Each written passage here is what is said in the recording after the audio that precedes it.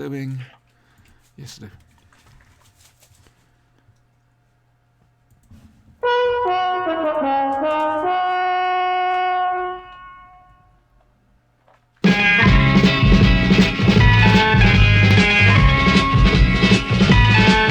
You've got to fight for what you want, for all that you believe. It's right to fight for what we want, to live the way we please. As long as we have done our best, then no one can do more. And life and Hello there. Welcome to the Flashback Podcast. I'm Siobhan. Doobie doobie doo, doobie doobie doo, doobie doobie doo, doodly doo, doodly doo. Let's meet the plucky girl assistants. We have Retta. And up there, just up there, is Dr. Sinister. Hello. Hello there. The Brian is hang on, that way. You might want to full screen your Discord. Thank you. Yes, good. Yeah, that's what I was trying to point out there. Yes, then You see, that's better. I can poke Sinister. Ow! Oh, and the area known as Spanky is here. it's this area. Yeah, there's warning signs around him because it's collapsing, but you know, Very many. it's yeah. I don't. Why did I do the screen like that? Anyway, that's today's Why not? quiz, by the way, boys and girls. All right.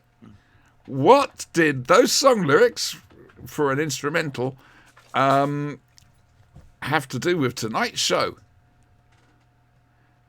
I'm waiting. You do 'em for again? it. You have to do them again.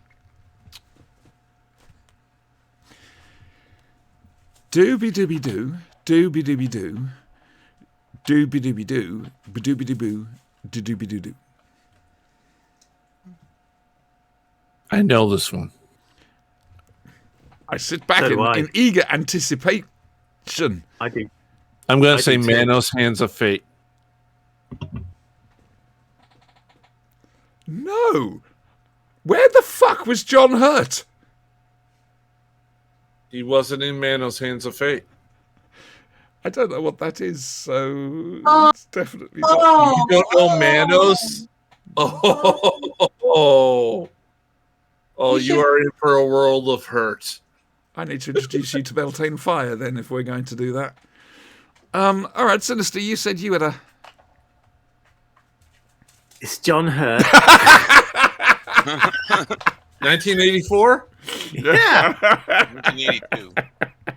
I should have guessed that. I should have guessed it. Obvious. Right. Obvious. From the start, just to remind people, next Saturday, July the 2nd, we have the picnic in the park.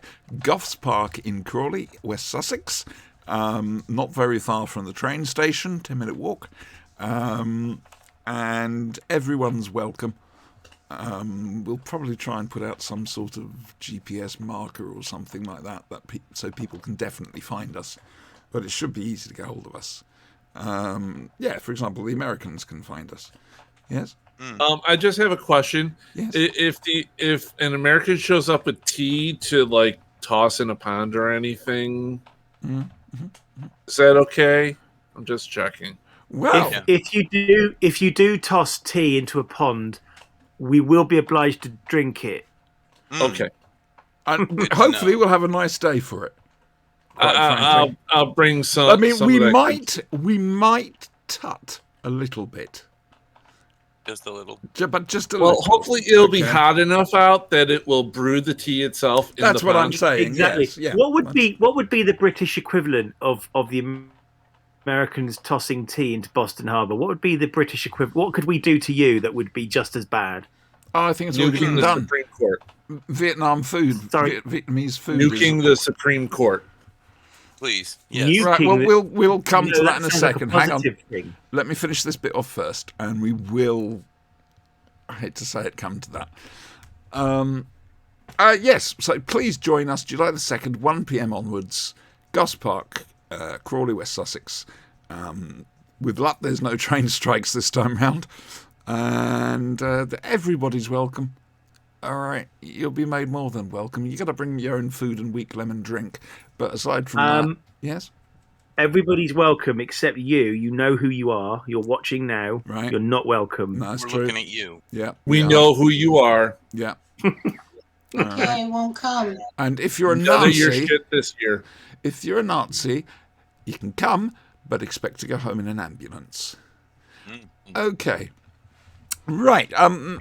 We will get there. I promise you. I know you're bursting to. Can I address First, your tea issue first things first. Weeks. Dr. Sinister, how's your week been? I had a really quiet week at work because no bugger turned up because of the train strikes.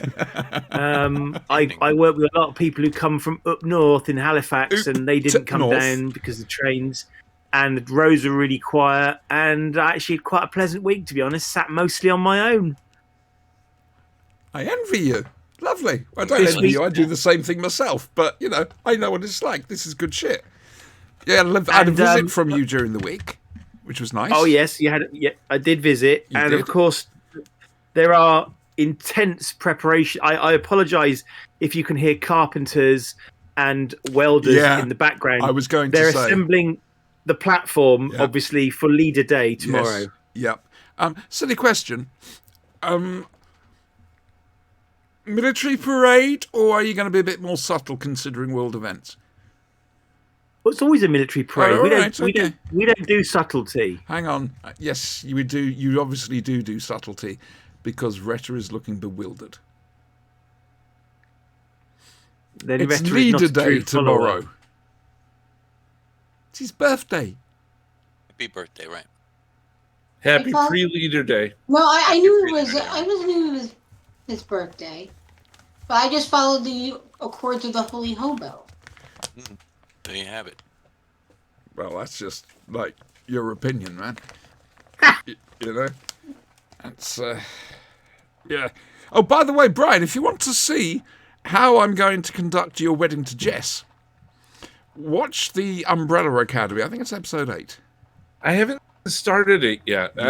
I've been really Neither have I. overwhelmed this week trying to get in all the videos. Nah, I'm so sorry. Retta, how's No, your week it's been? love? fine. I don't mind. It's just it's been a week. Yeah. I mean, it's all right, pretty we'll good come on down to you then. Sorry, Retta. Hang on a second. Okay. How's your I'm week sorry. been? I am continually amazed at where I work. These people really do Careful, they impress can me. see this. No, they really do impress me. I am impressed. I legitimately am impressed that this place, IT-wise, has not burned to the ground yet. You're doing so well. No. Trust me, that's a compliment. That really is a compliment. Oh, dear. They've done well so far. It's just that they've had some people that have taken advantage of a lack of training and knowledge on their part and have steered them wrong in some places. If you're wondering who this is speaking, it's a chap called Michael Gilroy Sinclair. He's not on your books. That's the Little Tin Dog in trouble, but what the hell? The Little Tin Doggy podcast is still going. He switched to YouTube, bless him. I could have told him. Don't bother. But, yes. So, Retta, how has your week been? It's been crazy. It's been really crazy because we're getting down to quarter end, half year being over. My email box is exploding. And I had to talk to my team this week to give them their team SMART goals for the next half of the year. Sorry, is this a buzzword? Smart goals. Yes. SMART goals. Blue sky It's thinking. Specific, measurable, achievable, Doable, realistic, realistic, and time based or whatever. Relevant. That's It's the one. relevant. That's the one. Yeah. I Yes. haven't worked for so long. I mean, I see adverts on YouTube for, with your team, you can do this, that. What the fuck This does all thing- this mean? Basically, what it means is the fact that I said, okay, guys, here's what you're supposed to do, and now I'm going to be keeping an eye and making sure you're doing what you're supposed to be doing. This makes me so happy I work with machines. I know what it's like to work on machines. It's a labour of love. Oh, quotes from Thompson Twins there. Now then, if you've noticed, down in the bottom right-hand corner of your screens, there's a shambling pile of rubble. How's your week been, Spanky? Eventful. Ooh, good eventful, bad Many eventful. events. Some are good, some are bad. I try not to judge. I let them try and unfold in their own way and, be their own kinds of things. Dude, that's all I'm saying. Dude, Like, you need to get ordained. When that fails, of course. Because if you get The ordained, it 3-pound saves me hammer a that I trip. keep handy. It saves me a trip over to America to officiate Brian and Jess's wedding if you get ordained. Yeah, I'll do it. I'm not Wait. getting married. You guys do know this, right? You told us Better. we were getting married. Thank you. If I do get married, I'm just going someplace, signing a paper, and then going to Delmonico's for dinner. Can't we do weddings online yet? Yeah, we can do weddings Virtual online. weddings, yeah, absolutely. There's a thought. Oh, look at these poor pained face. Oh, we could do a COH wedding. Oh, yeah. City of Heroes. There you have it. Mm-hmm. Anyway, That's epic. my week. Look what Dr. Sinister got me. Ooh. This That's your is it's an an early birthday embodiment. present. I know it's a very early birthday present. Is it fully functional? It's got 3 settings. It just proves City of Death correct. The only reason for it to exist is to exist. Exquisite. It's just a piece of metal. There is no reason for it, but it's beautifully done. It's Romana's sonic screwdriver, in case anybody was wondering. And I've got an outfit that can go with this. I know, that's why I got it for you. Yeah. So, and the thing is, it's really. I'm going to be using this a lot for emphasis, for pointing, and for probably saying "Izzy Wizzy, let's get busy." Probably. Just don't say Avada Kedavra. Vodka does what? I don't know. Okay, Right. good. Yeah, my week. Aside, I got this from Dr. Sinister. Aside from that, it's been. Oh, got my car serviced. Of course I did. Congratulations. Came that back worked out? green across the board. Beautiful. Absolutely nothing wrong with her. They did give me a replacement car for the day. A Hyundai Bayan. Something like It was awful. It was petrol, which I wasn't very happy about. It was manual, or stick as you guys would say. And it just wasn't a very nice car. Plus, apparently it's only got 3 cylinders, because I'm driving along thinking, right, either one of your cylinders isn't firing, or you're a diesel. My I'm not last car sure. only had 3 cylinders. You didn't notice. Well, that's just what made me think, are you quite sure that's what's wrong with it? So, yeah, I was very, very, very happy to get my own car back that evening. My little electric Kona that I adore. So, yeah, that's good. Hi, G! Sorry, a hound walked behind you. Yeah, no news on Garden Gate. I'm sorry. I wish there were. No news on our sponsorship by Twinkies. Should point out, I have news. I have news from the Hostess. Twinkies. Hostess, empty. Look, Hostess, I have news from empty. Hostess. They've requested that I no longer eat them on camera. I don't know why. It's just a It's thing. not the Ed Miliband effect. It can't be that. Are you being serious? No. Okay. I thought you were. When in the last 20 some odd years have you ever known me to be serious? When you told me that I lived in a hovel in the ghetto. No, that was angry. Retta, That wasn't serious. Retta, don't get confused with the script directions where it says "say this bit seriously." Retta, Yeah. Oh. Retta. Go back to last week's script. Yeah, there's a script direction there where Brian just storms off in a huff. Well, So- actually, I was going to say, I think it's my turn this week. Oh, right, okay, that's good. Right, yeah, give us a So bit of warning. Yeah. Somebody just needs to say something. I'm going to randomly take offence, and I'm going to fuck off for a bit. Okay, wasn't it nice Something. today? What was that? What did Wasn't you it say? nice today? Something. Oh, bugger, I Something. had my mic muted. I said something. I was screaming, Right, something, that's it. something. I'm going. I've had enough. Goodbye. Brian, how could you? I'm a bad Hey, it wasn't my fault boy. once. Boo! Hey guys, if you're very lucky, we'll have a game of kitchen gun later. Sorry, I just saw Ratter's If Liz look. could I'm kill, thinking, Auntie would've Jesus died, Christ! Greta would've Thank killed God her it's right line of there. sight. Thank God it's line of sight because that look could have killed. Epic. Right, news. I don't have any news. Anybody got any news? Who died this week? We always know who died. Cheerful. Oh, there was the American a Constitution is dying. I was about to That's say the it. law Yeah. died. Yeah, the law died, Women's human rights rights are dying, died. but, We're no. doing a very special Flashing Blade tonight. It's a Yeah. time travel special. Basically, Sinister and I, he's just over there, look. Hello. He and I are transmitting from the 1970s, and I believe the Americans here, that 1950s, would I be correct? Right. 1820 is where we're headed. Yeah, in Just fact, so you So know. he's still going. Yeah. I'm from Oh, yeah. 1979. There's rolling blackouts. There's bodies piling up in the streets. Mhm. And if I go offline, it's because they don't have the internet yet. Right. Timelines Well, will have caught up with you.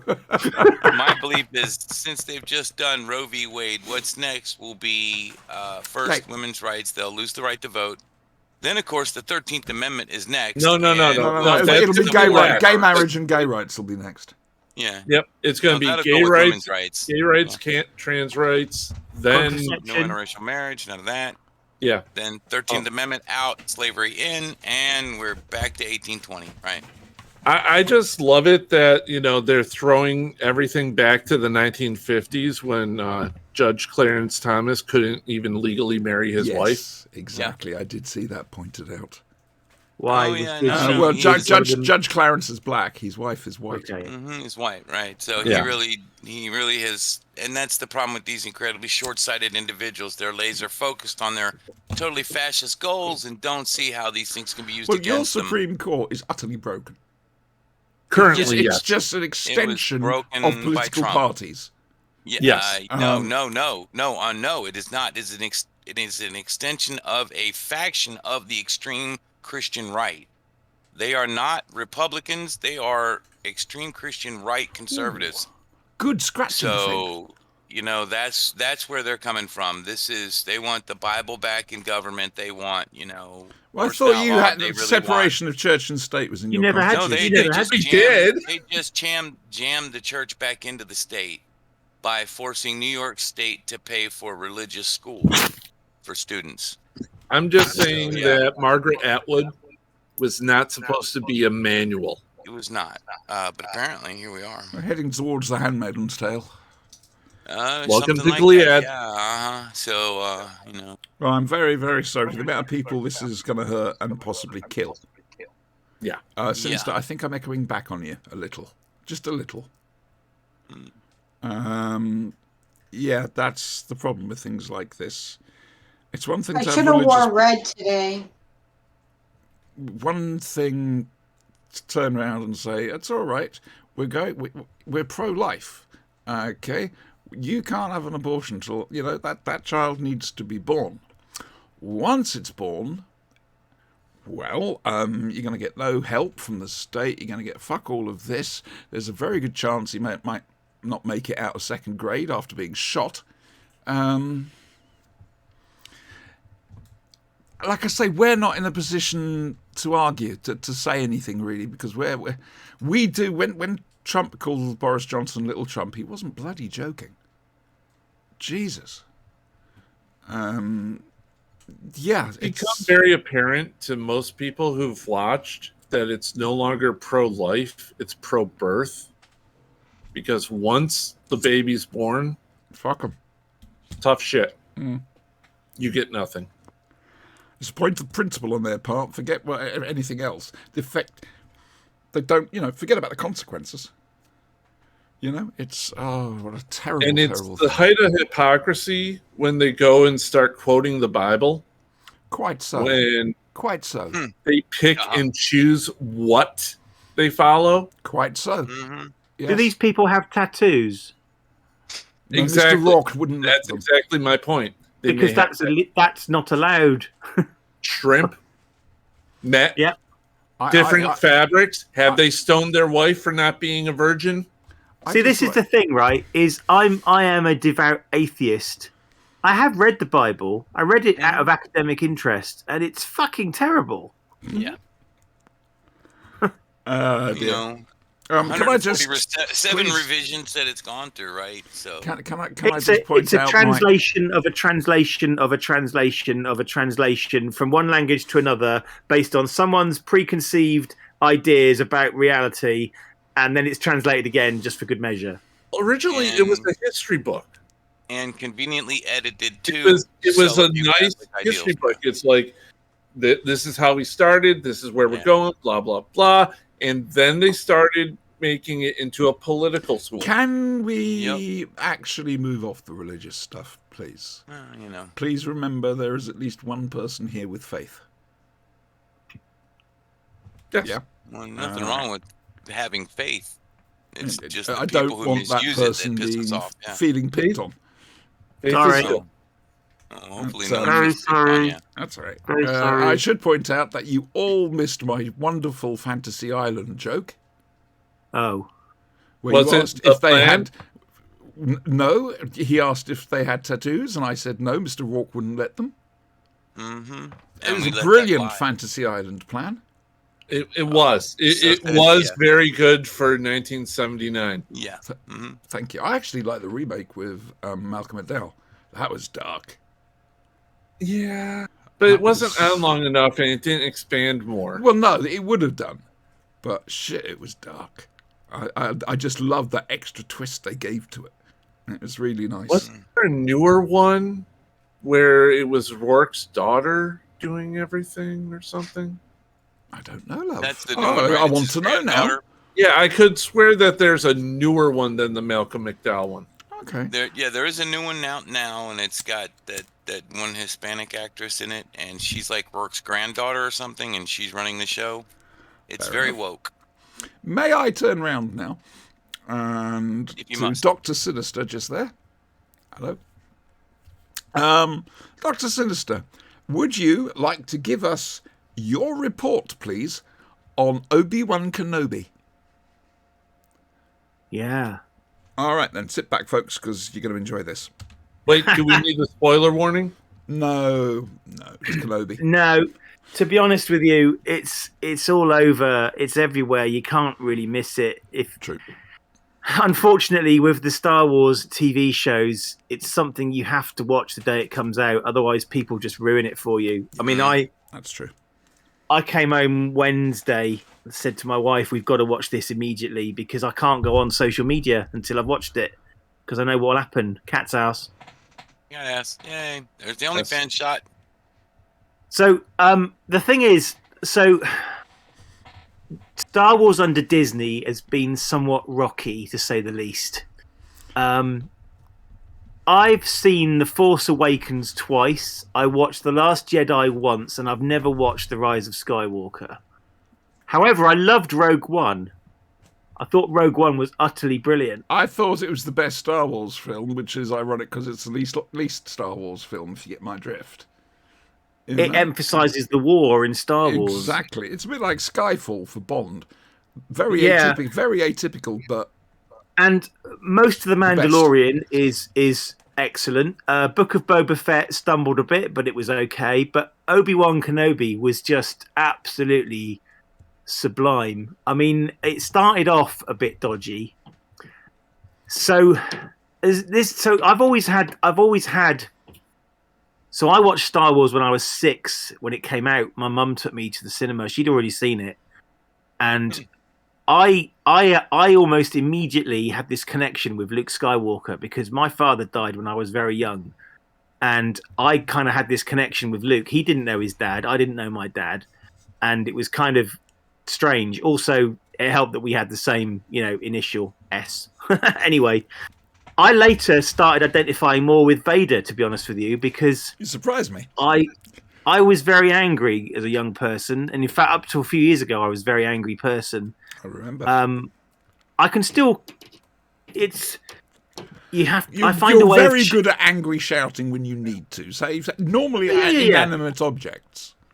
Yeah. But I find that it can gives you immense power, and I don't mean that in a weird sense. I genuinely mean anger gives you strength, and so I identified more with Vader, and I remember a 6-year-old playing in the playground, and we were all talking about why does Darth Vader wear that suit, and there was a story going around that he'd had this fight with Ben Kenobi, and he'd fallen into a volcano and come out, and he was horribly burnt. This was apparently early mythology that was planned by Lucas. So anyway, Yes, I've obviously lived with this story a very long time, and I think a lot, especially since Revenge of the Sith. I think a lot about how Anakin Skywalker fell to the dark side, and this obviously takes place between Episode 3 and Episode 4. Not everybody likes it. no, Episode 3 and Star Wars.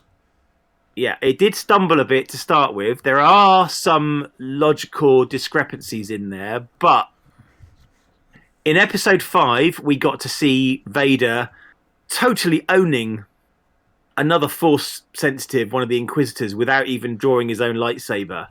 I mean, it just demonstrated the sheer power of the guy. He was just fucking unstoppable. And then he meets his bogeyman. He meets Obi-Wan, who, in turn, they have this epic duel, and starts off Vader, buries the guy, but Obi-Wan completely Literally. fucking destroys him. Absolutely destroys Vader. It's like Vader just can't get a break when it comes to Obi-Wan. But you get this absolutely heartbreaking scene when Anakin is revealed beneath the mask, and it's amazing the way it's done. There's a shift in light. You can kind of see a portion of Anakin bubbling to the surface, and the light kind of goes blue and there's kind of two takes on this. The first one is that it's Anakin trying to reassure Obi-Wan that it's not his fault and trying to relieve him of the burden of guilt. But on the flip side, you could also look at it that it's Vader not wanting Obi-Wan to take credit for creating Vader, as if to say, I've done this myself, mate. It's me. Do you know what I mean? That's a very fair point. It's so subtly nuanced, but it's absolutely heartbreaking because you've got Obi-Wan with this immense guilt around what happened when they last met, and he left him to die, basically. He did that again. Sorry? He did that again. Well, this is the thing, is Obi-Wan apologizes for everything that's happened, and that's like the first time that Anakin/Vader's had an apology from anybody about the way he was treated. He wasn't perfect by any means, but the Jedi fucked him over royally. They really did. And considering he basically already had a borderline personality disorder, that's not the sort of thing you do. But so number one, it's the first time he's heard that apology. And I really think what you saw there was one of the last glimmerings of Anakin coming to the surface before Vader repressed it again, And then, as you say, him crying after Obi-Wan to say, come back, let's finish this kind of thing, even though he was in no position to fight. I don't think at this stage they can bring themselves to kill one another. No, Vader buried Obi-Wan, didn't kill him outright, left him to die, basically. Obi-Wan could have killed Vader then and there, no problem, absolutely no problem. And then even in Star Wars / Episode 4, Vader doesn't really defeat Kenobi. Kenobi sacrifices himself. Yes, he does. Almost to wind up Vader. Yes, and it's interesting. I don't think I don't think they can kill. Vader still calls him Obi-Wan, like they're friends. Like it's an old. It's weird. The dynamic between the two is absolutely. There's so many subtle nuances in this episode. It's absolutely fucking blown my mind. It really has. And I already spent a lot of time thinking about Anakin Skywalker, Darth Vader. I've spent the last 3 or 4 days just absolutely blown away by this, and it was an amazing piece of television. It really was, and it's completed a picture. I've always had trouble in my mind visualizing Anakin Skywalker beneath that mask. Every time I watch Empire Strikes Back or Star Wars or Return of the Jedi, I'm trying to imagine what's under the mask. Well, now we know, and it's joined it up. It's actually filled in a missing gap in the lore for me. I've seen a lot of people saying, as it always happens, Star Wars is dead to me now. I've never said Star Wars is dead to me. I didn't like the sequels, but I just don't watch them. Exactly. Yeah. Right. And I just think this week has just been an amazing episode. And as I say, there are some plot holes, not with the fight between the two characters. You get that a lot, though, in a lot of television. There's a lot of contrivance to get them in that place together. Yeah. But I'm ignoring that, and I'm focusing on the character development between the two. And then you have Obi-Wan released of his guilt, and he can finally see Qui-Gon, whereupon Obi-Wan can now learn how to become a Force ghost and what have you. And, as I say, I can't say enough good things about it. Andrew, for that report, you may have a lolly. Thanks. That was very good. And I appreciated that immensely, quite frankly. Nice going. Sit back now. Relax for a little bit. Yeah, there we go. It was just that we were going to talk about, wasn't it, Kenobi? We weren't thinking of... Because Strange New Worlds is still chugging along. There was a film out this week. Oh, go on. Well, some of us have seen it, but I don't think Retta has. Does the title of it give it away? It's on Disney. Oh, no, I haven't seen it yet. No, we'll discuss it next week. Okay, you'll have to let me know somehow, because I have no idea what you're talking about. Doctor Strange. Oh, Doctor Strange. Ah, right. I'm not saying anything, Retta. You can make your own mind up. Mm-hmm. I've given up saying, oh, you're going to love this, you're going to laugh at it. And then we watched Airplane and she didn't crack a smile once. She might. Well, it depends how up to date Retta is on what's been happening. Oh, that's a good thing. Did you watch WandaVision, for example? No, I didn't, but you can go ahead. I don't plan on WandaVision at this point. Brian, Brian, we're going to leave this in your capable hands. Can you bring her up to speed, please? There's a lot to unpack with this because not here and now. You've got plenty of time. I'm just saying that the MCU handles this, what the implications are from this movie, a lot differently to the comic books than what the comic books have handled. Oh, good, because I never read the comic books either. So well, exactly. You don't need to know. But WandaVision would help for this. However, if you saw Infinity War, it's kind of like at the end of the Avengers movie when they showed Thanos in the credit scene. And I was pretty much one of two people in the theater going, "Oh my god! Yeah, oh my god! There. Oh my god! Oh my god!" Yeah, I was right there with you, man. Yeah. We need to watch everybody else is like, have you seen Avengers Infinity War and what happens to Vision? Oh yeah. Right, okay. Know that. She doesn't really... she's not a comic. She's grieving, and unfortunately she's more powerful than she thought, and somebody, and I'm not saying who, but we know who it was all along, takes advantage of that. And unfortunately... Well, you'll find out what happens when you watch Doctor Strange. Okay. All right. Madness is like gravity. Do I need to watch Spider-Man too? No. But I mean, you can do. It's Spider-Man. You can. It's a good movie. And No Way Home, it's called. It's a great movie. It's good fun, but it's not essential. Okay. And there's some moments don't worry, that will make tears well up in your eyes. It's a good standalone. Yes, very much so. Yeah. Well, I mean, okay, so here's the problem.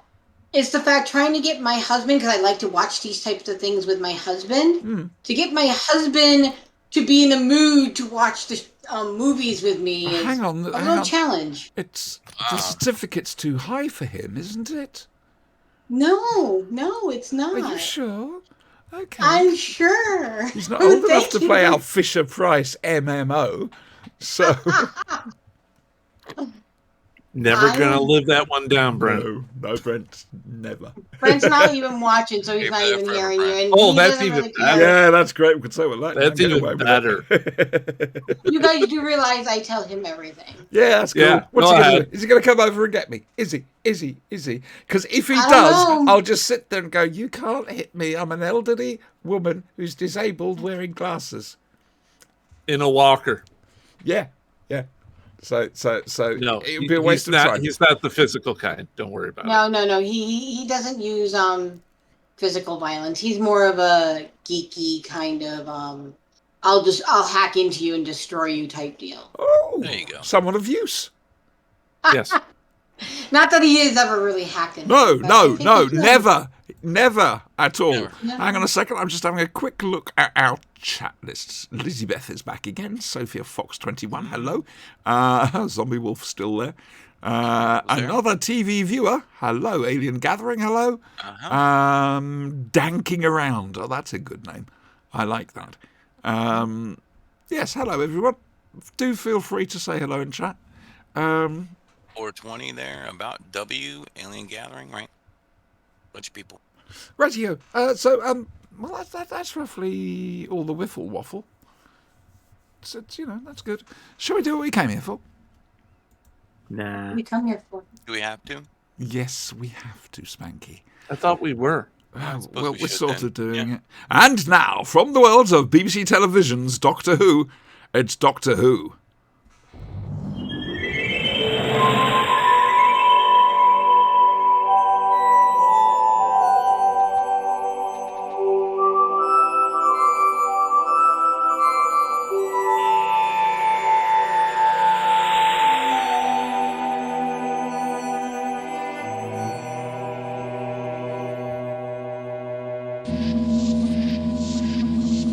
I don't care that I did that music. I fucking love it.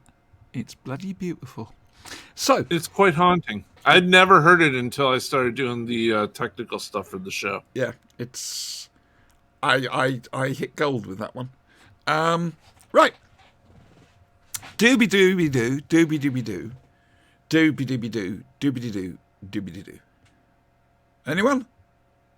Is it Oxygen by Jean-Michel Jarre? It is Sinister on the nose. Finally, I can die happy now. Well done. Yes, it was Oxygen because we watched Doctor Who and the Oxygen this week. Where the Dr. Basil Disco basically takes Asbil and Nardole to a space station in space. And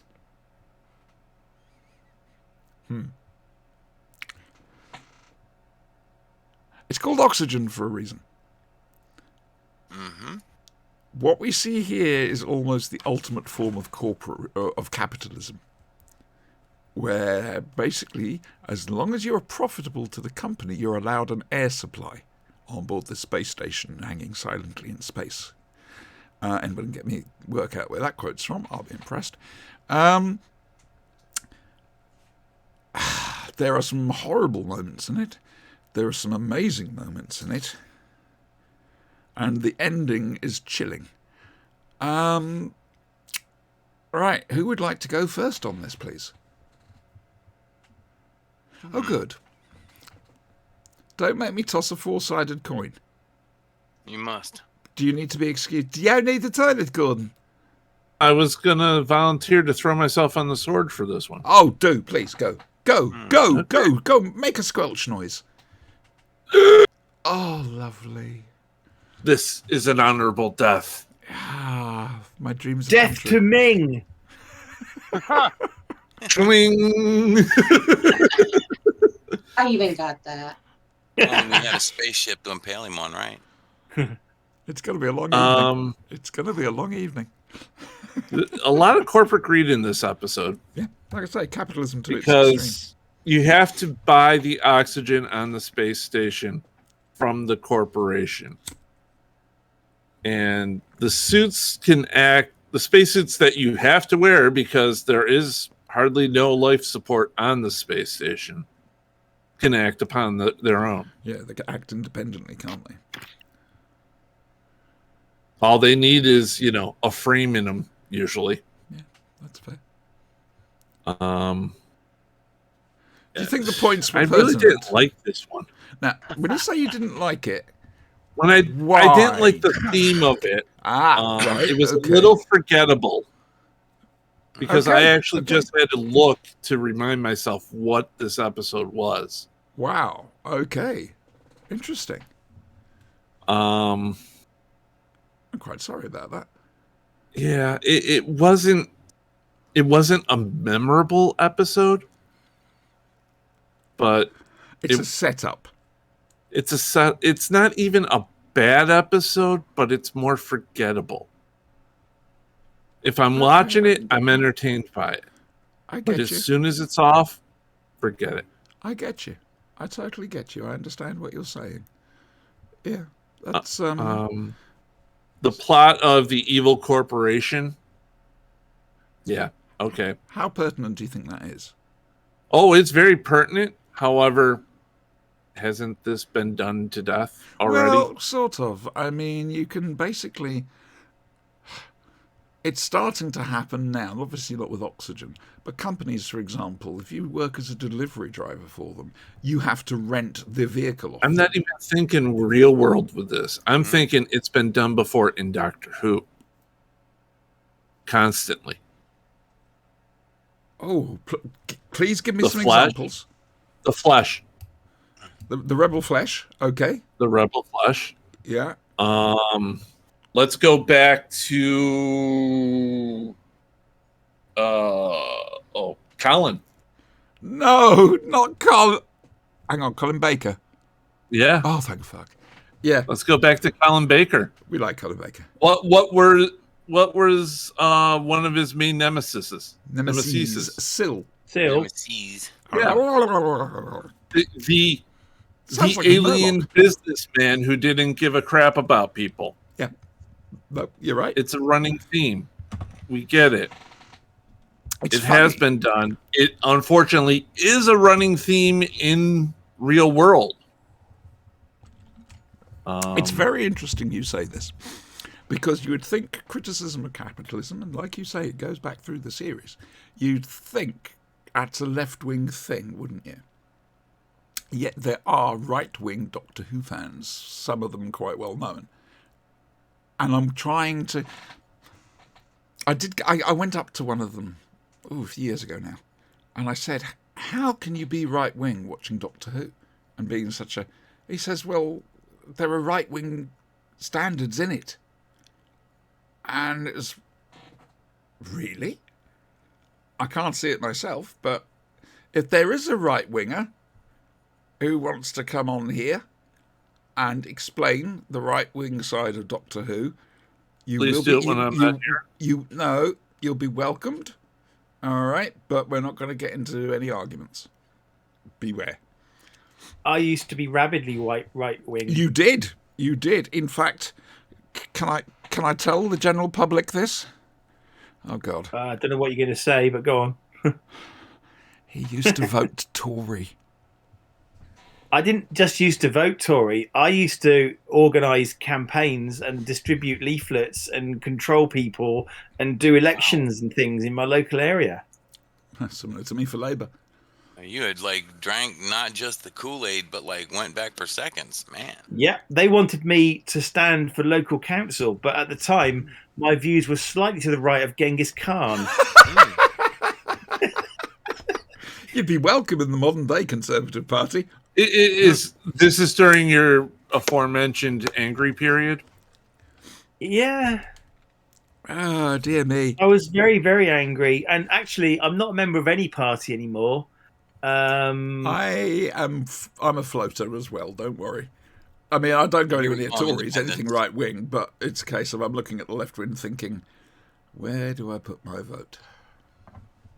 I don't know who to vote for. I just realized something. We're drifting back into politics. Well, the show's always meant to be about politics, but not the show. The show was, but yeah. I know. Sorry, I just again. don't want any viewers or anybody getting uncomfortable. Okay. History lesson. The flashing blade. Why is it called the flashing blade, Brian?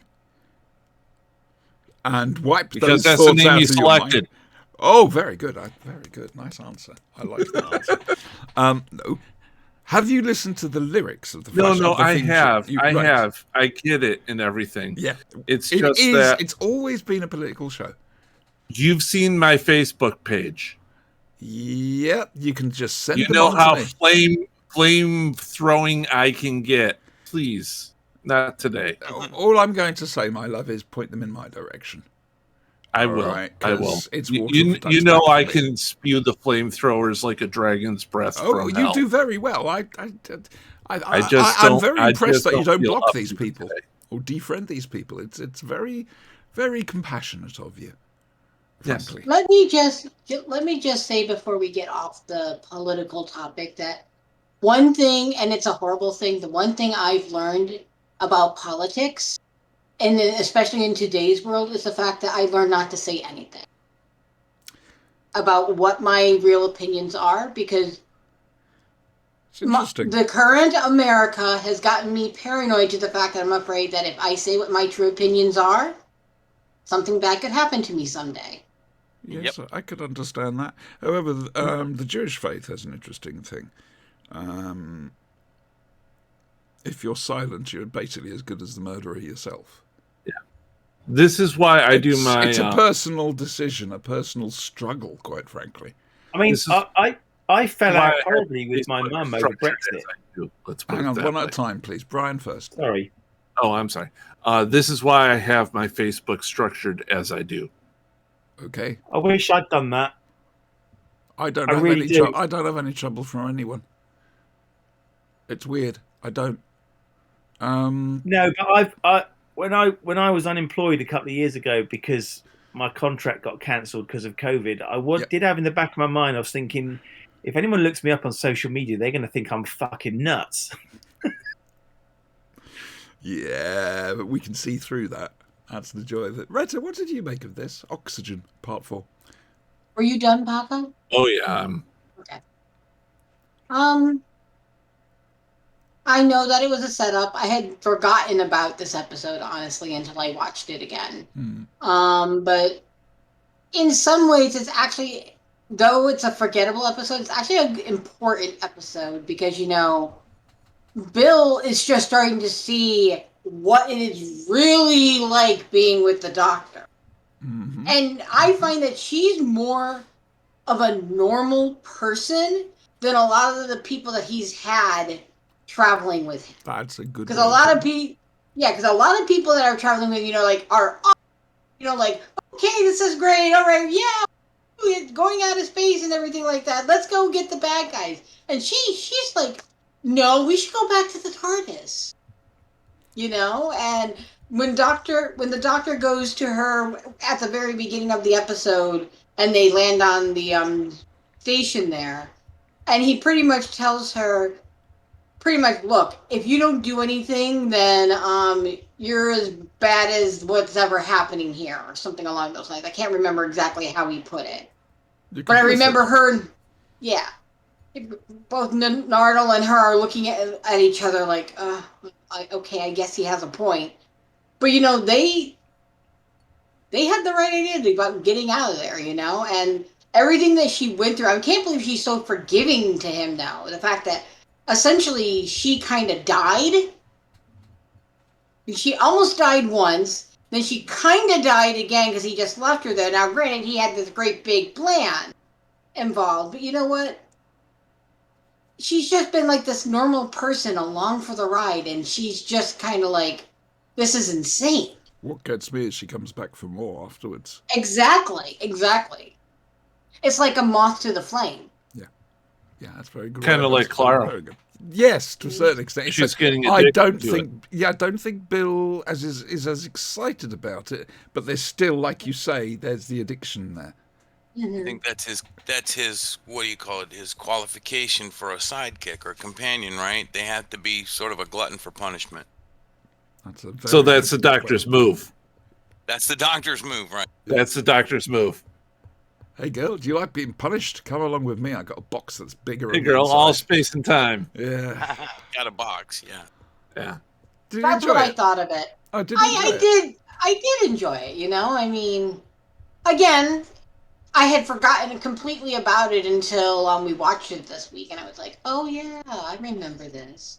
Okay. And I remember the creep factor. I mean, that's another thing that Bill brings to it, is like the normal human reaction and the creepiness of what was happening there. You know? We love Bill. I think we need to point that out. This show Yeah. loves as Bill. Seriously. Oh yeah. One of the best companions She's awesome. going. He's Certainly one of the best New Who companions. Beaten only, possibly, by Donna Noble.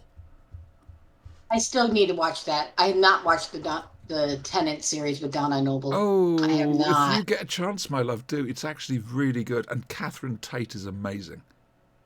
I know the few things I've seen her in on it. Yeah, she is. I just need honestly, to sit when down. when they announced it after seeing the Christmas Invasion, or whatever it was, not the Christmas Invasion, whatever the next one was, the one that they what's it, the Runaway Bride? There we go. And I just couldn't stand the character of Donna at all. I didn't enjoy the Runaway Bride anyway. Christmas time, it's bloody sunlight, blazing sunlight. She does the Robin Williams thing very well. She's an exceedingly funny actress. She can do comedy like you wouldn't believe, but you get her going in a dramatic part. That's just it. She didn't really get much of a chance of that in The Runaway Bride. But when she comes into Series 4 of Doctor Who with Tennant, the character just blossoms. It's beautiful, and it's also heartbreaking. Word of warning there. It's a bit like Nardole. You know, I know what happens to her at the end. All right, well, okay. Enough got spoiled that, you know, Okay. I know what happens to her at the end. It's a bit like Nardole. Once again, a one-off comedy person. And they saw something in him, and we can do something with that. And Nardole turned out to be great. I absolutely love Nardole. Thought he was brilliant. Spanky, what would you like to say about this? Sorry, Retta, did you have something else to say? Sorry. No, I was just thinking Nardole and just remembering in the TARDIS at the very beginning where he's trying to scold the doctor, and the doctor's just like saying, well, it's all your fault for letting me do this. Yeah, Sorry. I'm That's going to what you dock get your for pay. trusting me, right? I'm docking your pay. Yeah, that's classic. Sorry, that just made me think of that. No, Go. that's fine. Spanky, go for it, man.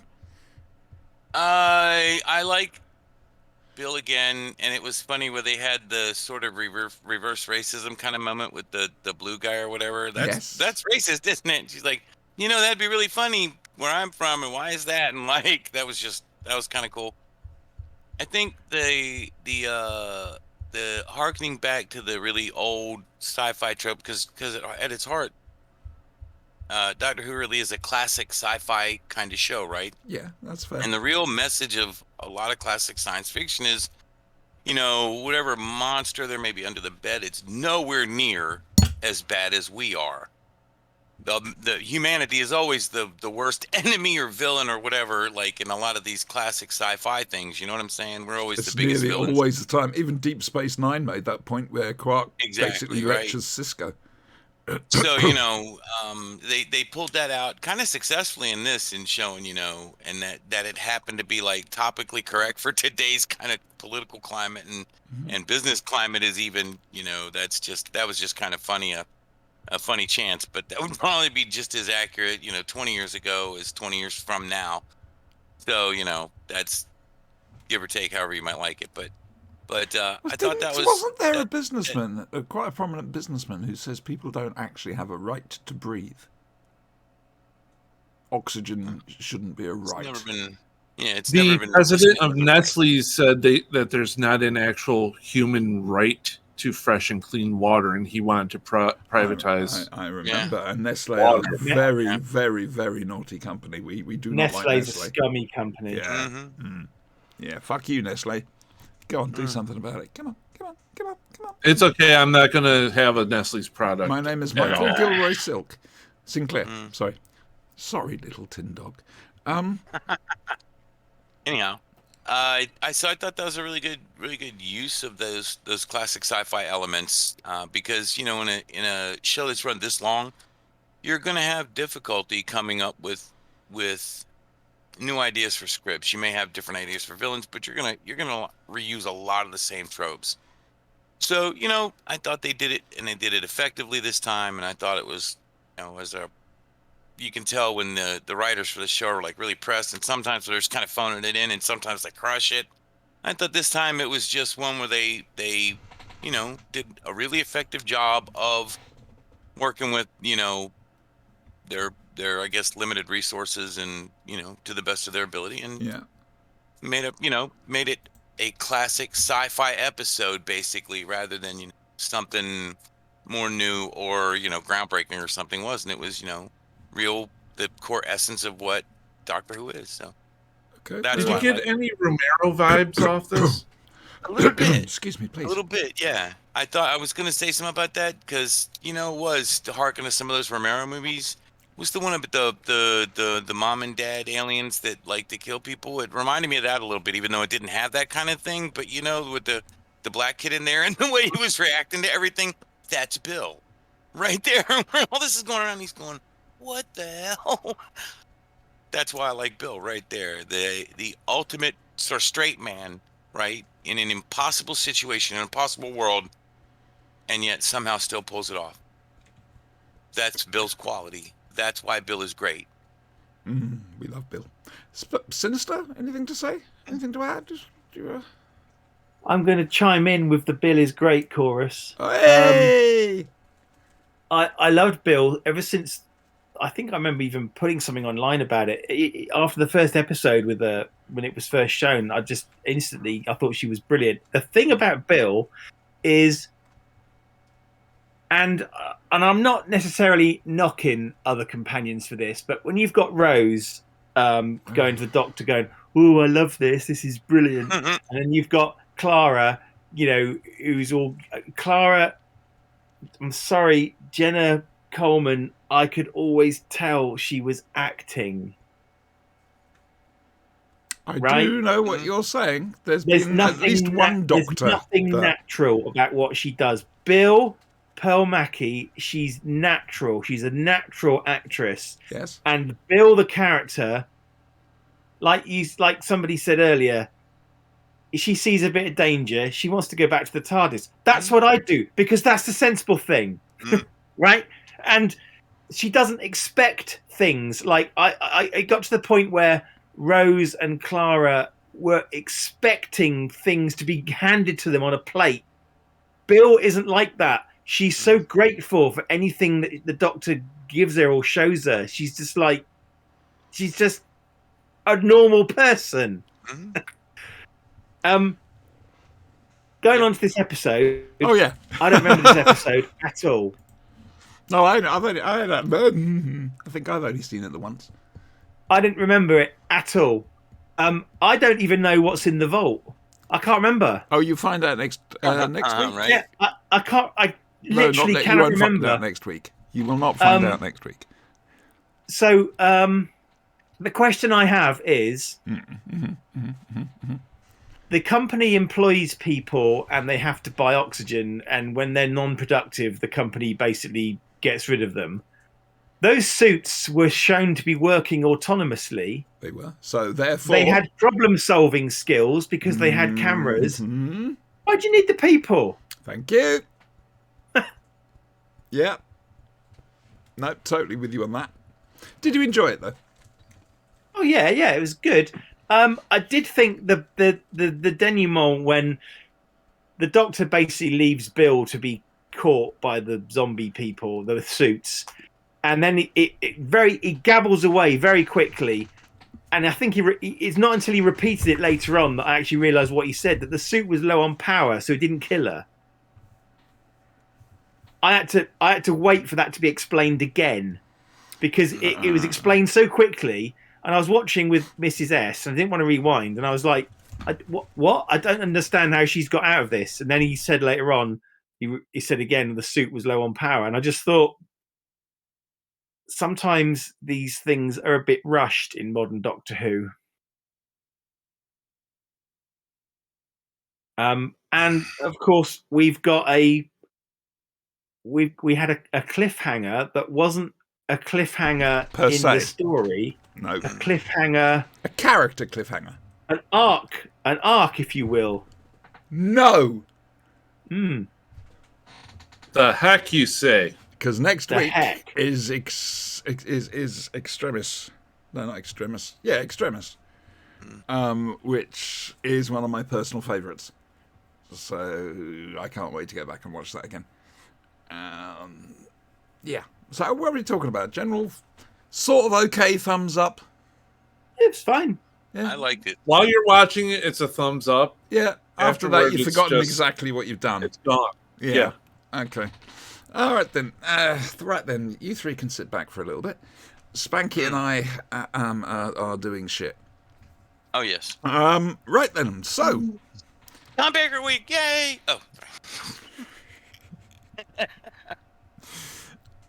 the possibility of a fourth Doctor. Oh dear! Oh dear! Oh dear! Oh dear! Listen. It's the latest fourth Doctor box set, and it's called big giant box set, and it was all filled to the brim with Tom Baker love. I'm going to sneeze. Go ahead. I'll allow it. I sneezed.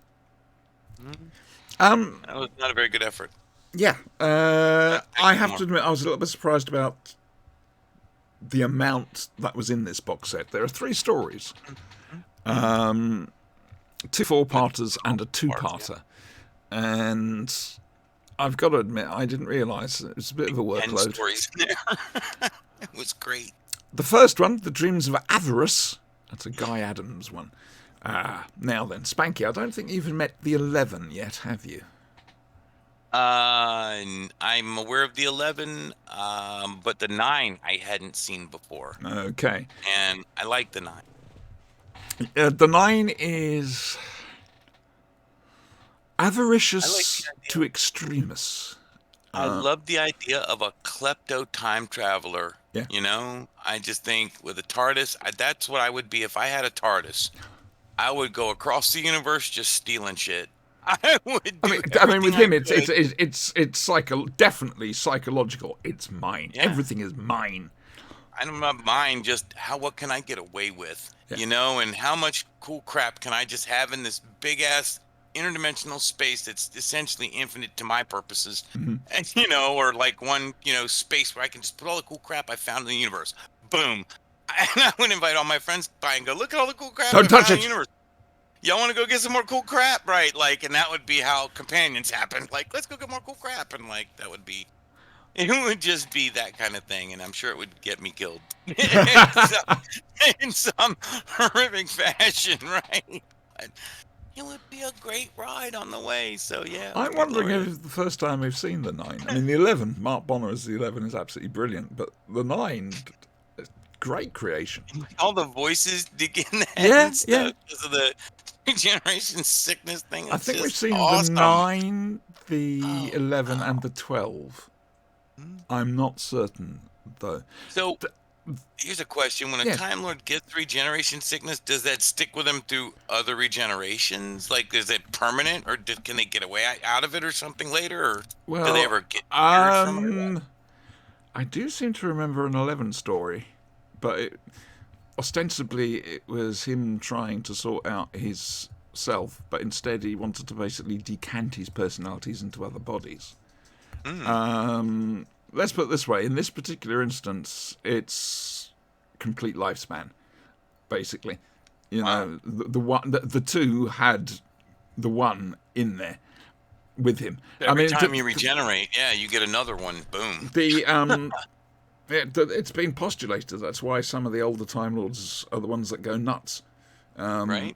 The New Adventures postulated that basically the personalities live on in their own little areas of the brain, just living out of retirement. sort it of. would make But the doctor immortality a true can curse. still Yeah. access them and, if necessary, consult with them. Yeah. So, yes, Andrew. Question then: Yes. if older incarnations live on in the brain, are future ones also extant? Now, that's an interesting one. Using brain. What about the There Time was, Lord yes, quantum state? Yeah. yes, going to Time Worm Revelation, a New Adventures book. Whilst we find out about the other zones for the doctors, there's one area which has a load of essentially watchers in cubicles. And isn't there a theory that the sixth Doctor was killed by the seventh? No theory about it. It happened. It's Paul Cornell's short story, and the new, which is on the Staggering Stories website, and it's what the New Adventures basically part of one of their arcs was about. The threat of the Valeyard. I just remember a bit from one of the books where the fifth Doctor's found on a cross. That's Time and Revelation again. I did actually, when Peter Davison came down to the Hall in Crawley for some play or other, we went round the side door and this woman comes out, autograph hunters, and I think she'd been from Brushstrokes, a sitcom, and we said, we're here for Peter Davison. Her face just fell, and I got him to sign my copy of Time and Revelation and gleefully told him, you get hung on this, you get crucified on this one. It was Tom teams up, Tom gets arrested first of all. I say Tom, the fourth Doctor, possibly, gets arrested, and eventually he's leading the detective around by the nose, and it's the fourth Doctor in fine fettle. There's no two ways about it. The Dreams of Avarice is a great little play. I really enjoyed it. What about you, Spanks? I liked it. I thought it was really good. Entertained me a whole bunch, and it was a very good story, and lots of cool things going on. And again, it was Tom Baker, so what's not to love? He's the guy. Honestly, I think he, out of all the people who played Doctor Who, is the one that had the most fun with it. It just seems like when he is being the Doctor, he's having the time of his life. And I think it's not just him as the Doctor when he does that, but if you ever seen him in anything else, like I remember this BBC production, one of the Narnia books, I think the Silver Chair or something. He plays Puddleglum the Marshwiggle, and he just throws himself into that role and just has a blast with it. And it made that show, because it was kind of a crappy production, but Tom Baker carried it. Early 90s. With him as Puddleglum, carried it. And I was like, yes. So, anytime Tom Baker, I wish we could get him on here and Tom Baker, you're the great. I don't think I can get Tom to come on this. I've had my interview with him. I don't think you're more than welcome to try to do it yourself. Okay. I spent 3 hours with the great man. Yeah, he's a great guy. 2.5 hour interview. Awesome with awesome sauce. Very much so. He was on fire that day. Jesus Christ. And it's just me, there's Professor Dave, and there's Seb Brook from DWO. And it's just the three of us in that hotel, in that room, in that hotel, in Rye, that he's always in. And we had his complete concentration. And the man is a natural storyteller, or possibly an unnatural storyteller. I'm not sure. But it's still out there. I can't remember. It's on the DWO Who cast. I can't remember. I think it might have been 200. Somewhere around there. Anyway, so next one's Shell Shock. Where the TARDIS the TARDIS materializes during the First World War behind the German lines. And Pre-Nazis, yeah. So it's still okay to kill them and hate them. Yeah. He ends up in a hospital where there's a mental process going on that turns mentally ill soldiers into, people suffering from shell shock and the like, into just possessed killing machines. Okay, I'm going to admit to this. I didn't finish this one. This just did not grab me at all. I think I did 3 episodes, and I couldn't do any more. It just felt grey. The whole thing just felt grey. Even Tom sounds like they've taken one of his batteries out. You know? There was that. He did sound a little low charged. But I thought it was interesting because, there was some of that. There was some good interplay with whoever it was the nurse or whatever. Would you just take one handcuff off? Or, no, that's okay because I probably wouldn't be able to keep that promise kind of thing. Like, there was a lot of good humor, I thought, and a lot of chances for character play for the Doctor rather than Doctor Who stuff for Tom as an actor to play the Doctor.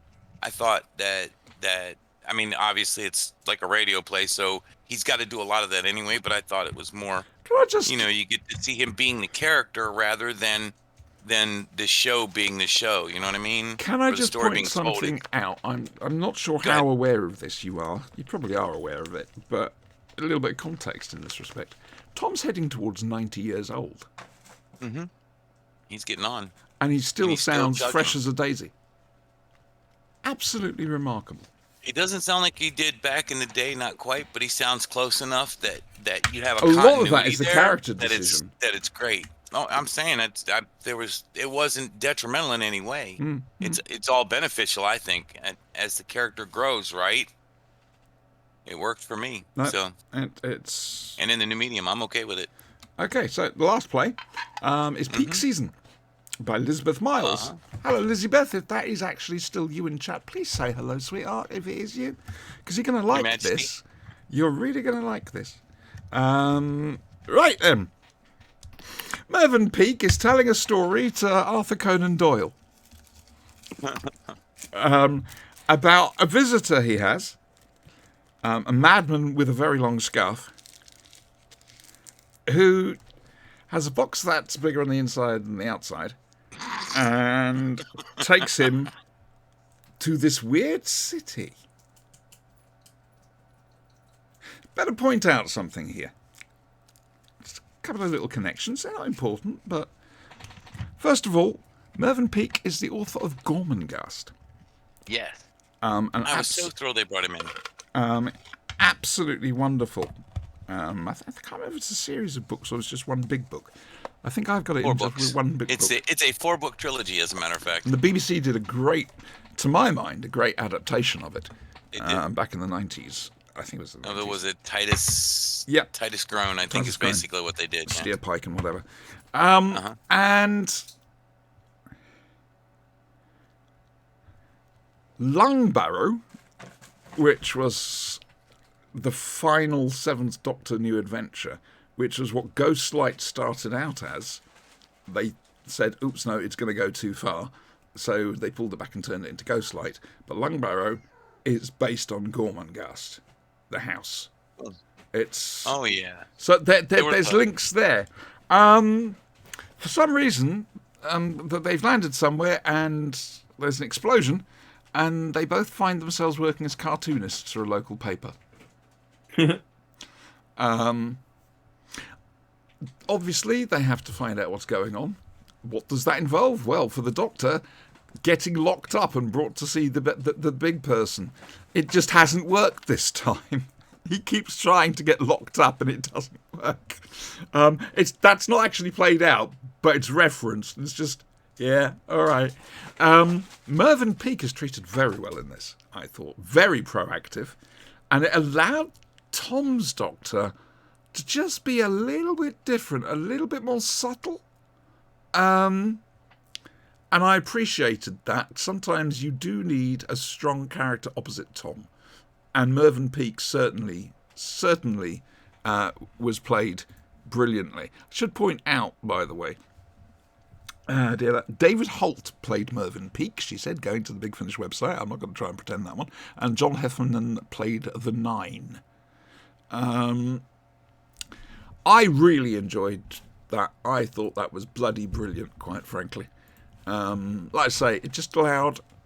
we're down to 3 viewers. Where the fuck did they all go? Except, according to this, there's a lot more. So I've no idea. Streamlabs. Wonderful. So as a whole, the box set... Oh, bugger. The box set's just brilliant. It's Tom and Fettel. Did you notice when the Doctor pops in who he was looking for? Like he came to get Tolkien, and instead it ended up. Sorry, with it's Mervyn not Peake. Arthur Conan Doyle. That's like I'm sorry, it's not Arthur Conan Doyle. It's Tolkien he meets. That's it's right. Tolkien, And he right? Who he's initially after, he thought but he he was ends going. up with Peake. Yeah, instead. Yeah, and it's not like that's actually not a bad trade. And we okay, find you out know? that Peake is That's telling awesome. the story of this to Tolkien in a pub. Uh-huh. Whereupon pub, the right. fourth Doctor walks in, and all you hear is "Get out!" Right. That bastard with the scarf and the box that's too big on the inside, right? So Elizabeth, if that is you, lovely job. I liked it. All right, the second story was a bit of a downer, a bit gloomy, a bit of a grey story for me anyway. I really liked the second one. well, there we I go. thought it That's- was low key, but I thought it was good. Yeah. That's why we have more people than one person looking at these things. And the whole box set was a joy, quite frankly. I'm going to be honest with you. I've no idea what we've got Brian, next you week. lost a note. It was awesome. It was a great box set. I loved it. Brian's gone dark on one side of his screen. I like it. Yeah, I yeah. like it. The whole That's dark thing going on because here. I have the apocalypse outside my windows. Hey! Okay, that's big I finish. always posted wanted a one. radar image in chat if you're Yeah, I interested. just saw. Yeah. Oh, may I go and have a look? Would that Oh, be go all right? ahead. Yeah. Hang on a second. Look at that. We've In got our general. own Flash and Blade Discords. That's right on top of you then, right? Oh, is there... That's about 2 seconds out from me. Bear with me 2 seconds. Is there a way of zooming in on this? So I just want to study it a little bit. What? So you can see his house? No. I've learned how to study radar images and look in there for various If you really things. want the radar image for currently, I will put the link in chat. Well, hang on a second. There you go. I don't for the moment because we've got a show to do. Yes. And I can confirm you have no hook echoes at the moment, though you've got some severe patches of rain. We're fine so far. We just have a lot of red and orange Heavy rain, basically. coming in. There's no purple as I of thought yet. you. I was wondering if you were going to get a storm because you were complaining about how hot it was. Oh yeah. And It's supposed to start at 5, maybe 5:30. So. In real time terms, you're looking at about 10 minutes. Yeah, that's about what I figure. So it'll that's take for normal people. That's about 10:30 at night. Some is falling now. I can see the concrete across the street is all wet. So. Please come back to us. The AC has shut off, so that means that Oh, wonderful! We'll be coming back to our weather desk for regular reports during the rest of the show. Let's see if I survive. Or at least you'll sleep this time. Can you not, Trust can you me, not unless take your it's that- webcam outside and do us a location. Yeah, that's the thing for weather people. No, you know what we need to get him, Andrew? A floating island he can hop across, and like they did on Good Morning, and he can fall in. No. Paco just needs a sword to I've battle the weather. always wondered what was behind go. there. Now I know. That's Ooh. lovely. Look outside the window. That is lovely. First time I've ever seen it in God knows how many That's years. right. Brian's on the ground floor. I forgot. Yeah, I'm currently on the Just ground as the floor. upstairs, right? No, it's No? a townhouse. I'm in the living room. I got you.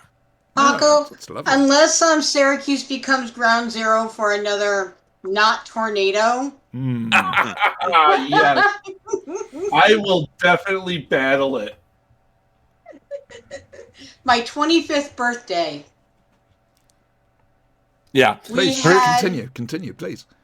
We had a weather event. It was the Labor Day weekend. Oh, yes. We had a weather event where pretty much I forgot what they actually called it, but it was pretty much a tornado came through Syracuse. It was this shy of a tornado. Okay. It was the size of the entire city. So we're talking straight winds. No. Microburst, that's what they were calling Microburst. it. Right. Microburst, Okay. right. I know what a microburst is. Yes. Okay. That makes sense. And, I have and- never seen destruction like that before. Well, pilots have to learn how to cope with microbursts when they're coming in for landings. This was truly a horrendous thing that happened. I was awoken at 3:00 in the morning to a tree crashing into my house. Oh, bless. Wow. To the house I was living at the time. Well, this is because And what did you- out of the rain. And what did you do, Paco?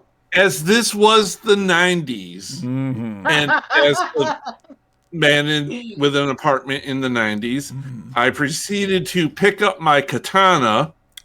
Right.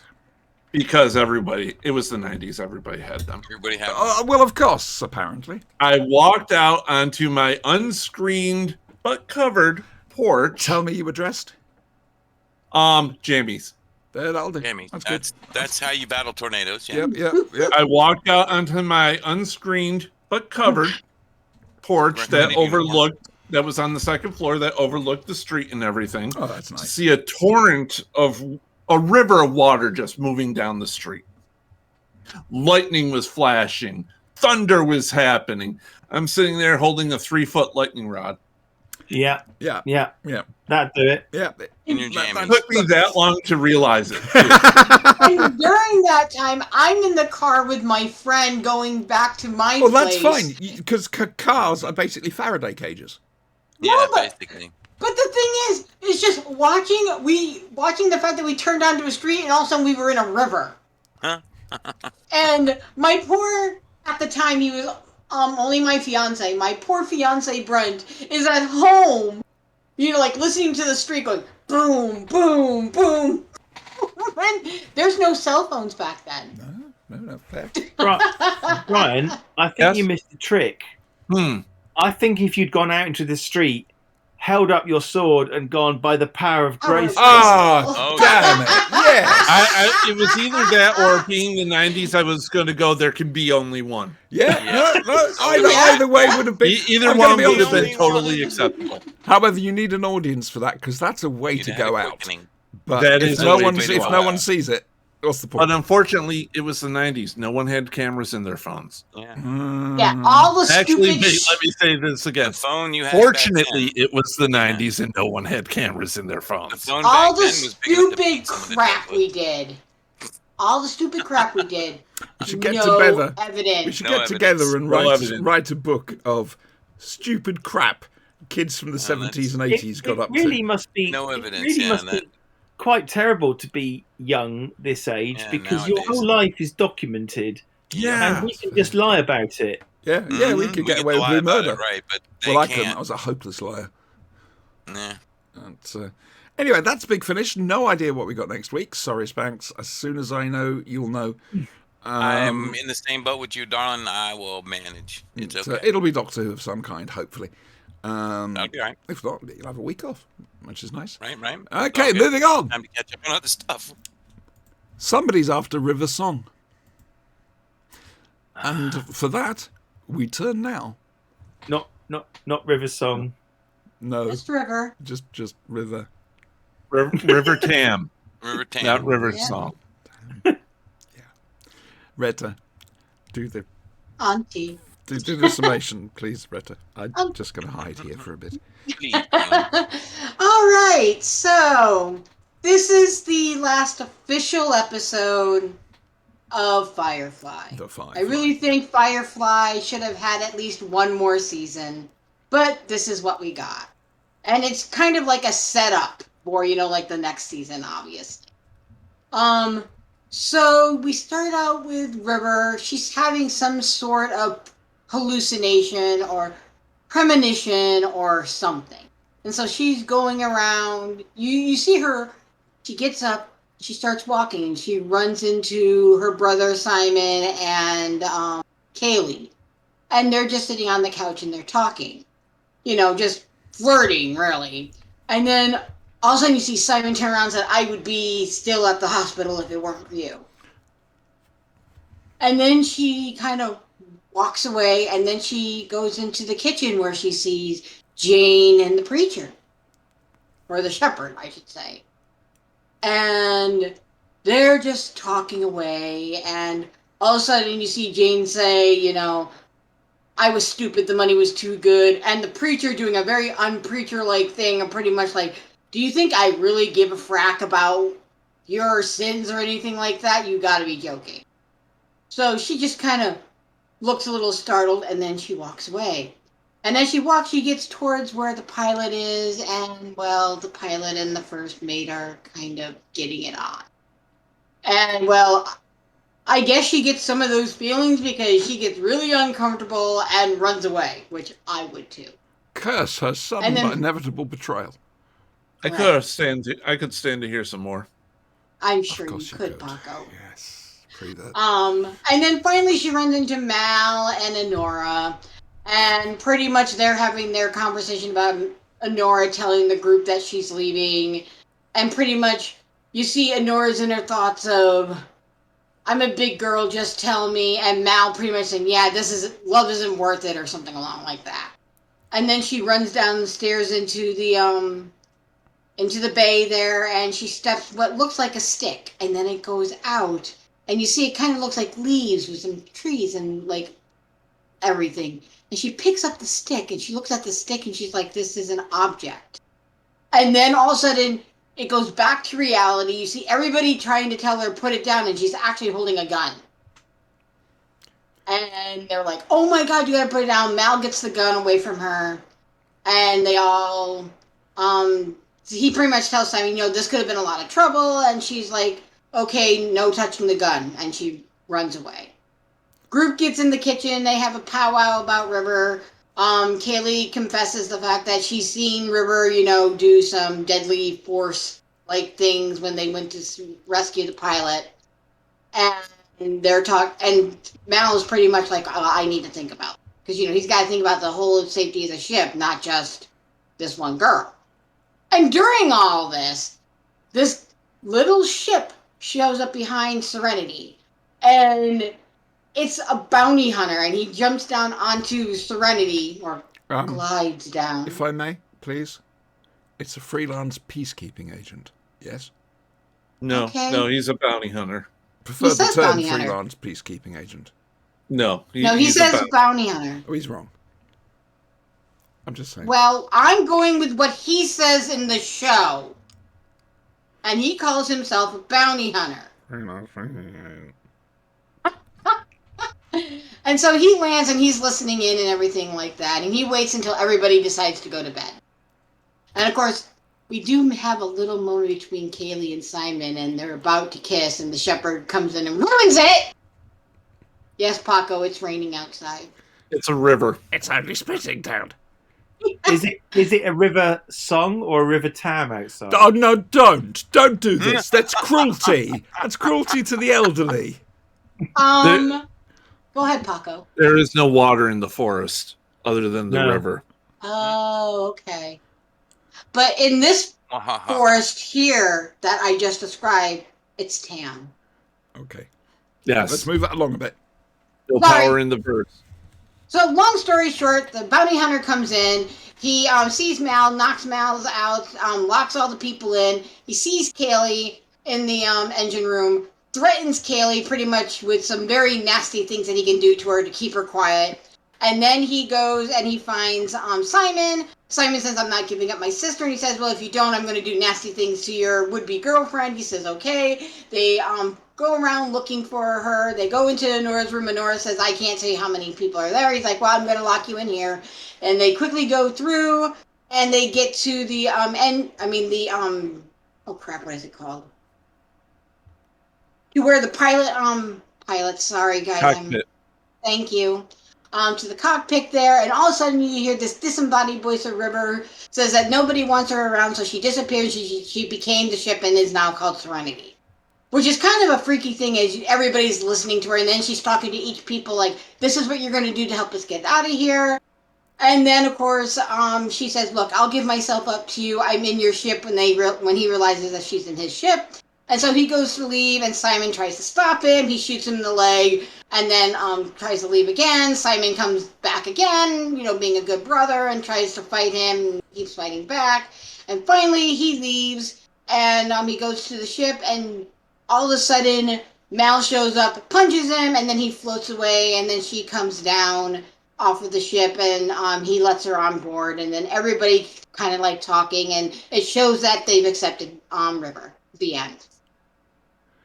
Retta, that was magnificent. Excellent I report. love the way I said, Tim, move that along a bit.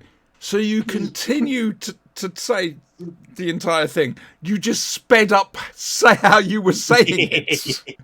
I can be a very fast talker. That was wonderful. That was bloody wonderful, that was. You weren't the Micro Machines guy, but you did very well, yes. Did you enjoy Yes. it? I did. There we go. I did. I really don't have much to say about it because really, I mean, obviously there's a thing going on with Enora and Mal, which you don't really get much resolution until the movie, but they were gonna do more about it in the next season. Obviously, we now definitely see that there is a thing going on between Kaylee and Simon. Can you see where my interest lies? I in can, this? yeah. You're doing what I believe the youth call shipping. I was shipping, yes, definitely. Look and at I love you the being fact. down with youth. I And as then well I with just it in love it the though, fa- bruv. I love the fact that James slept through the entire thing. Yeah. I Yeah. like the fact that whatever was wrong with River was ambiguous enough that the chance of her actually becoming the ship, just for a second, that could be real. Mm-hmm. What have they done? Could she do that? It's obviously she didn't, but you know what I mean? It Well, was there. Simon and River had a strange upbringing. Yes. He's a doctor. His sister's a ship. Was a little constrained. Yeah, I liked That's how the he kind of ultimate. joked about that. That's the ultimate in shipping. That is. Oh, very good. Well Oh. done, you. Well done. Go on, Brian. Say some words. I love this episode. Fair enough. Hurley has definitely some mental issues going on there. Really? And River plays him perfectly. Because at the end, he's like, right before he realizes she's on his ship, he's like, she's a ship. Talk to your sister. Talk to her. It's like, yes. I'm yes, sorry, I'll talk it to her. reminds me of... Do you remember the Inspector Clouseau films, the Pink Panther films? Yes. Okay. It reminds me of Chief Inspector Dreyfus, his boss, played by Herbert Lom, slowly losing it just that bit more. Yeah, that's... Yeah. Yeah. Yeah. It was really nice because she's like pulling all this information about him over the comms, and you realize she's on his ship at some point in time. But yeah, it's really well done. Fair enough. Oh, thunder. I heard that. Oh, you're hungry. It's one or the other. Spanky, tell us no, I about must be. Firefly. I liked it. I thought it There's- was a good there we go. episode. You have Will Early there as a Hurley or whatever his name was as one of the truly like evil representations of what they're up against in this universe, right? Because he's kind of the evil empire thing, and we're not going to start that whole thing, but I mean he's kind of like emblematic of what everything Mal fought against, plus everything that's kind of wrong with this sort of world setting they live in, right? Where it encourages like all manner of real evil, and it doesn't do anything Survival really of the fittest. Well, I mean that's one way of maybe thinking about it, but like it doesn't do much to reward good, really. Though it punishes it and rewards evil, I guess. So Yes, that's fair. that's I think more of that than more of an evolutionary thing. But yeah, and it's the first time you really get to see the genius of River, because she's smarter than her brother, and it's the first time you ever get a real understanding of that. And so it's the first time, honestly, that she really gets to grow as a character. And she had to wait till the end of this show to do it, right? She explodes in the movie, but that was a one-off because they killed the series. So this is like the one time this poor kid gets to do her thing. Oh, We're going to be blinded here. Sorry. That's all right. Sorry, I'm just watching my cat. Charlotte, the cat Andrew But- got me. Yeah, that was it. Oh. That was all wonderful and amazing. I loved it. That was a really great episode, I thought. Well done for stopping me going off on a tangent. I stuck that in there. I thought that was very good. Charlotte, the cat Andrew gave me, loves cuddling up to Chestnut, the cat whose ass you often see. It's very, she talks to him as well. She meows at him. It's lovely. It's so cute. So That's we move now. Oh, yeah, didn't Sinister get a chance to say anything? We move now to Dr. Sinister. Hello. Sorry, Hello. I jumped the gun. No, It's cool. that was okay. I think this is probably my favourite episode of Firefly. Oh, lovely. It did stick in my head the most when I first watched it all those years ago. I really like the character of Jubal Early. I think he's slightly deaf. Well, the actor. The character. Okay. There's 2 occasions in the opening part of the story where he asks someone to repeat what they just said, Yeah. and I Yes, thought that was going to be a plot point. Interesting. Anyway, and I actually wondered whether he was that like completely deaf. I thought maybe that was his weird This thing. week's gimmick. Yeah. But yeah, Retta's right. At the end of the episode, the crew finally accept River. Yeah. So now she's definitely part of the crew. Up till now, they've kept her at arm's length. She finally becomes family, right? Yeah. She does a similar thing in this episode to what they did. I think it was the one when they had people searching the ship. She and her brother wore spacesuits and sat outside the ship. Yes. She's basically done a similar thing here by just going to the other guy's ship. I kind of notes. I have a bit of a soft spot for bottle episodes.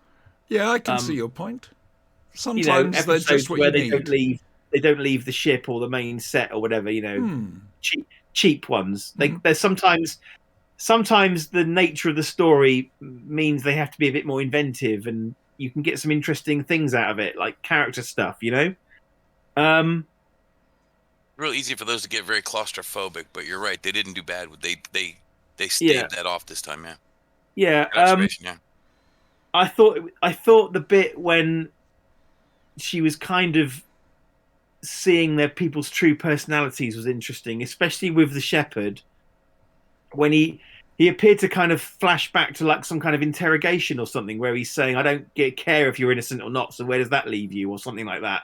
So clearly he's either, as the bounty hunter says, he's either not a shepherd or he's trying to make up for something he's done horribly before. To put it as we know Marvel, that he's got some connection with the Alliance, because when they were captured by that Alliance ship and they saw his credentials, they were like, God, get this man into surgery straight away, sort of thing. So, was he some kind of operative? I have looked this up, by the way. I do know. I did notice you looking at the script. No, I looked up because I was intrigued. Now that I've watched the series again, to find out what his background was, and I know what the intended background of him was. Oh, please, it can't be a spoiler, so. I think he was an agent, a browncoat agent or something. It wasn't browncoat, I don't think. I think it was the other side. Yeah, he basically was an undercover agent for somebody. He's not, so the fact that he's so familiar with weapons and military tactics, and there's no way this guy hasn't had some kind of pretty violent background. To be fair, we see the ultimate representation of that sort of thing in the movie. Again, I've only watched the movie once. Oh, you're in for a treat. Yeah. However, there's violins. I'm going to go. There are a couple of things in this episode that again left a bit of a sour taste in my mouth. Okay, please. Hitting women and the threats of rape. Yes, that would make me uncomfortable. Yeah. And not just once, but twice. And not only that, but I find that he was enjoying it. Can I ask Yeah. a question here? That's why he's truly evil, right? Can I ask a question? Firefly was made when? 2001 2000. Okay. ish. Have we become more aware since then? So back then, not making jokes, but certainly using it as a threat, was more acceptable than it is today. I definitely think society as a whole is a lot more uncomfortable with it now. Good. Yep. Yeah. I don't remember having such a knee-jerk react. I remember being uncomfortable with hitting women, especially Saffron. She gets punched a lot. I always thought she was, but the rape thing, I don't remember that specifically, but I always have been a bit uncomfortable with that. I mean, that's the thing is, in all Hollywood or any film, not just Hollywood, in any film or TV series, if there's a female villain and there's a female hero, they'll end up fighting each other. And that appears to be acceptable in people's eyes, that women can fight each other. And I don't really know where I'm going with this thought, but it makes me uncomfortable when a man hits a woman. Now, I don't know what that says about me or society, but do you know what I mean? Well, no, it's the fact that regardless of how much equal rights women have, there's always going to be in my opinion, there's always going to be this like culture in the background that women are more delicate and are not as, I don't want to say as much as a man, but at the same time, it is that. I mean, I'm not saying anybody here is like that, but there's always something in the background in every culture that a woman is property of some sort. I think you might have touched on it there slightly, where women are seen as more delicate. Mm-hmm. I don't regard women as property. Oh no, I definitely not. But I'm just saying there's a part. No. But I know what you mean. But women, I think, traditionally are looked upon as more delicate, and for a traditionally stronger being, a man, to hit a woman, I think is culturally frowned upon. But it seems to happen a lot in Firefly. Yeah, that's because of two reasons. Please, yes. One, it's trying to mimic the Old West values. Mm-hmm. Mm-hmm. Women were seen as the fairer sex. Only the bad guys hit women and stuff like that. Then there's the whole, it's Josh Whedon, and this is another warning sign of where he's going to go in the next 20 years. But doesn't Mal hit Saffron at one point? Yeah, I think that one's more explained along the lines of she'll shoot him if she gets the chance. Nope, I think it's more along my opinion, I think it's more along the lines that she's technically considered a whore. Though she's a companion, in that type of Western thing that you're talking about, it was much more acceptable to be able to hit whores because whores weren't seen as real upright citizens. They were they aren't seen as the fine upstanding lady types. Yeah. No, I get beyond that. That's been a recurring theme throughout this, is the constant references to people being a whore. And I know. Yeah. Again, where Whedon's going in 20 years. I get the whole Wild West thing. I understand that completely. And to that extent, okay, maybe it gets a little bit of a pass, but it still makes me feel uncomfortable. Yep. Hello, Kat. That's Maisie. It's amazing. Yeah. Is she better now? Any more fights? No more fights. Oh, hang on. As soon as having and her collar glows. Scrutinizing with an intense scrut. I was looking at the collar. Yeah, it glows in the dark. Spanky, did you say anything about this? I can't remember if you'd spoken or not. I spoke briefly, but I want to say one thing about the treatment of women thing there, Please, yes. there are various views on this, right? I think the most rational view a man can hold today on women is they should be treated as equal but Mhm. protected. You don't punch them, you don't knock them around and things. It's okay to Surely hold you the don't door do for that. them, but you do let them vote and do everything they want to do because they are equal, right? Surely you've got to turn around and say, well, men shouldn't hit men either. Absolutely. No one should use violence against anyone, but Exactly, yeah. it does happen, right? But Unless you're especially, Will Smith. yeah. Mhm. And honestly, I just don't see Nazis as people. So Yeah, they're not free for people, all so on they them. don't count. Have Right. fun. Go for it. Hmm. And Proud Boys or any of those fall into that category. Anybody in a Yep. pointy white hat, you got it. Mhm. They're not people. I hear Trump is... 5 of 9 or whatever. But you know Supreme what, Court, us 6 of 9. calling them not people just because we disagree with their views, isn't that making us as worse as them or as bad Exactly. as they Thank you are? very much. I Yep. don't care. Yes, it does. I don't care. That's fine. I'm just Fuck 'em. There has to be a better way. There has to be a better way. Do Unfortunately, not stare into the abyss, for it will stare into you. I yell into that fucker. I did wonder what the hell was disturbing me at midnight. Mhm. Right. Okay, that's Firefly. Can I just thank you all for a fascinating discussion? Yes, you may. Well, thank you. Don't be too abusive with your That you're was- very welcome, Auntie. That was magnificent. Your holy quite frankly. hoboness. The only bonus. And I actually remembered to keep my mouth shut, which was nice. Right. Did you actually watch the episode, Auntie? Well, Firefly. Yeah. No, why do I need to when I've got you She doing hasn't watched summations? any of them. Oh, I have. I watched She about the first definitely three. didn't Doesn't watch watch Out of the anything. Unknown this week. I genuinely, I sort of, like I say, there's too much. There's the Umbrella Academy. There's the Series 22 box set. You really should have this week. The Boys, the Orville, and Obi-Wan. Obi-Wan, Ms. Marvel, Boys which was I love. excellent. Well, this week. I will get to that. Watch this week, boys, yet, so shut up. And I didn't prioritize very well. I felt slightly inundated by the sheer amount of Big Finish there were.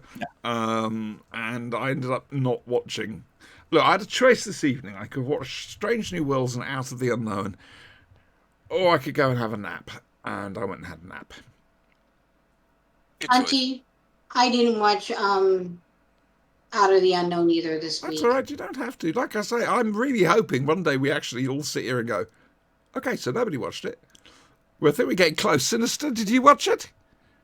I'm afraid I haven't had time. Brilliant. Oh, this is good. Wonderful. Come on, don't let us down. Spanky, did you watch it? Itchy, stop the watching Unknown? that on camera. Yes, I watched Out of the Unknown. Okay, and we Let know the slide Brian down, did. Spanky. Yeah, man. I was responsible and did all my homework this week. So, boys, Sorry, I was. Look, I'll be honest with you. I was gonna watch it, and then I saw the comment from Brian, and I thought, do I really want to watch this? Yeah. Right, that was everybody also else, a right? big influence, yes. Well, boys, it's down to you. It's your part of the show. Go for it. Well, Can- I'm not sure it was entirely misogynistic. We were talking about Well, this here, earlier. let me start with the comment I made on Go it. ahead. Yeah. Okay. Hold on. Before you do anything, guys, hmm who's going to give the summary? Yeah, we need We'll a summary. get there with it. We'll get there. We'll get there because Look, this is going their to first color time out everything. of the barn. All right, just give them a second. They've got to work Okay. out light Yeah. So signal let me maneuver. go with this comment. WTF was that misogynistic POS? And now on to the summary. You can make it brief. Don't worry. Young girl walking in the woods. She gets raped. Oh, for fuck's sake! Hey, we're starting That's off where it good, aren't we? starts, Right. Yeah. That's how it starts. Fast forward in time. Girl and her husband buy a new house. They move in. Oh, the girl loves it. It's got old world charm, blah, blah, blah. Husband's a photographer. Couple weird things happening. Starts off with some spirit photography, getting ghosts in the camera. Clear ghosts now, by the way. Hmm. Yeah, so he goes and looks up who this ghost was. Turns out it was a guy who used to be the gardener. He murdered the people that used to live there and raped the wife. Oh no! And now he's back as a ghost. Episode, wait, this gets better and better. Because we discovered during this that the man and wife, the girl from the start of the show, is the wife now, and they don't have relations because she has an aversion. And they moved in on their honeymoon. Yeah. Right? So there should be all kinds of relations or whatever going on, and there's absolutely nothing. Spanky, why don't you take the second half? Okay, so that actually turns out to be bloody teamwork on the flashing blade. Teamwork. I know, right? Jesus. It was in the script. Blame the future historian. Wow. So, it kind of devolves from there. Their relationship disintegrates. They do have a psychiatrist who is also an investigator of the paranormal come in to examine the photographs and the house. He establishes that there is some kind of presence, and in the course of investigation, they uncover the identity of this gardener and his crimes. And then in the denouement, I guess you would call it, you have a confrontation between the husband and the wife, where he's trying to get her to leave, but she is obviously rabbit holing in her own insanity. And it's obviously something that's been wearing on her for a while, and it's evident in their relationship and the fact that they don't have sex at all or any kind of not a lot of intimate contact, period.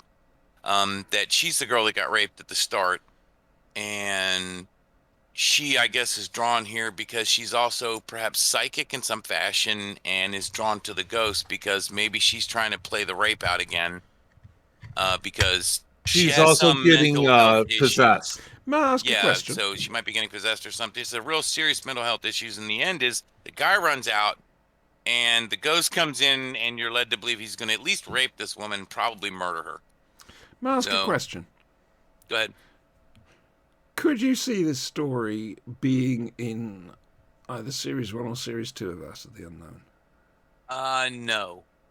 No. And here's why. Because there is a confrontation between the two in an argument where she basically holds up the fact that he's impotent, and that's why they're together, is because he knows he'll never be able to have sex with her. So, he makes a half-hearted attempt. She turned him down.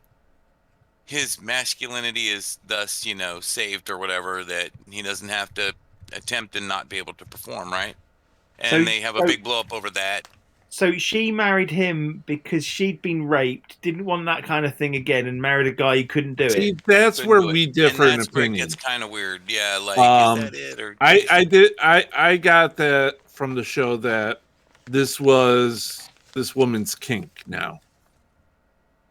And that's where Brian and I, our opinion split there. Is it her kink, or because she has never had the trauma that she suffered has never been treated, evidently, in her life, and so it's snowballing on her. It's only getting worse. Yes. So in response to chat, the Sweetie Gamer says, "What fucking movie is this?" Yeah, it's out. It's an episode of Out of the Unknown. Yeah. From about 1970-71, BBC television. Yes. BBC At this 2. point, it's around Science 71, fiction I think, when anthology this series. was done. Yeah. I've got It to was admit, just boys, very. it's. Yeah, it was, I'm for them, actually it was glad really I missed harsh. it. Yeah. I really am glad I it missed doesn't it. sound like much fun. And the Sweetie Gamer says, so I don't have to watch it. Yeah, I wouldn't. Yeah, you don't have to watch it. Yeah, Don't- no. Brian's This got is- access to it, Jess. Yeah. Oh, by the way, as I said earlier to Brian on the show, if you want to see what sort of a wedding I'm going to do for you, watch episode 8 of series 3 of The Umbrella Academy. All right? I think that's fair. Still waiting. Oh, the Sweetie Gamer's Jess, is it? Yes, it's Hello. yes. Love to you, Jess. Looking forward to Spelljammer. Talking about which the this, RPG. This entire episode was a big what the fuck. Well, I'm truly sorry. I didn't know.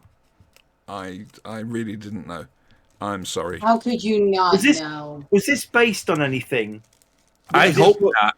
Was it a book or Short a story? or Or what? whatever. They normally say at the Did start. not bother to watch the credits that thoroughly. I saw the title, "To Lay a Ghost." Oh, for fuck's sake. Yeah. It's right there. Yeah, that was a little on the nose. That was like, I wonder if that must have been deliberate. Surely it must have been deliberate. I know it's... Yeah. I was kind of hoping to put them to rest, you Yeah. know. I was Yeah. hoping Yeah, it wasn't. Yeah, but once you got about halfway into the episode, you were like, no, that's where we're going with this. Okay, yeah, Mhm. wow, yeah. So Yeah. kind of swinging the dirt right from the giddy up. Yeah. Right. So we need to talk. Thank you, boys. Good job. And again, my apologies. We're here to take those. Next week, I think I've already told you what next week's is, so I'll upload it afterwards. Have you watched it? No. So I will do after this, providing I remember to keep my computer switched on. Right. The RPG last night. We didn't do much, to be fair. We landed on the Galactica. To be fair, We rebooted. Yeah, we rebooted because somebody went nuts. something got booted. Yeah. And, so it's... basically, we're currently trying to persuade... I think we've succeeded in persuading Commander Adama to help us out with our mission. We think. We took the boring path. The one with the least death, you mean?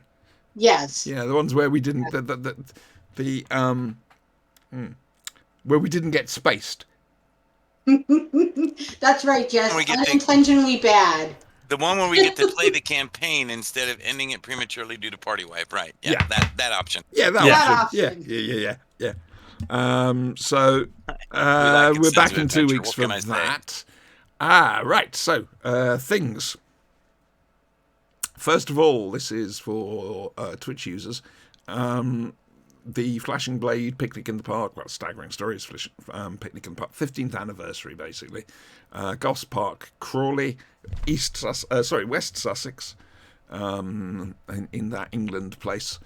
1 p.m. July the 2nd. All right. You feel free to get hold of us if you need directions or anything else like that. It's only about a 10-minute walk from the station, if that.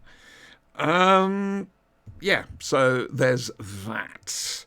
No two-fan dinosaurs next Friday.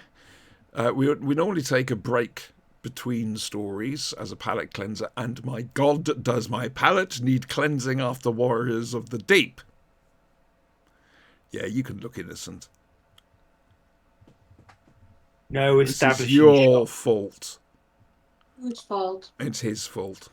Let's that do the con Silurians, he continues. said. Woohoo! And we both stopped for about 5 seconds and then both at the same time said, oh, shit, that means Warriors of the Gates. Oh, dear. Oh my God, Retta, your oscillating fan with the foggy background looked like a shadow person.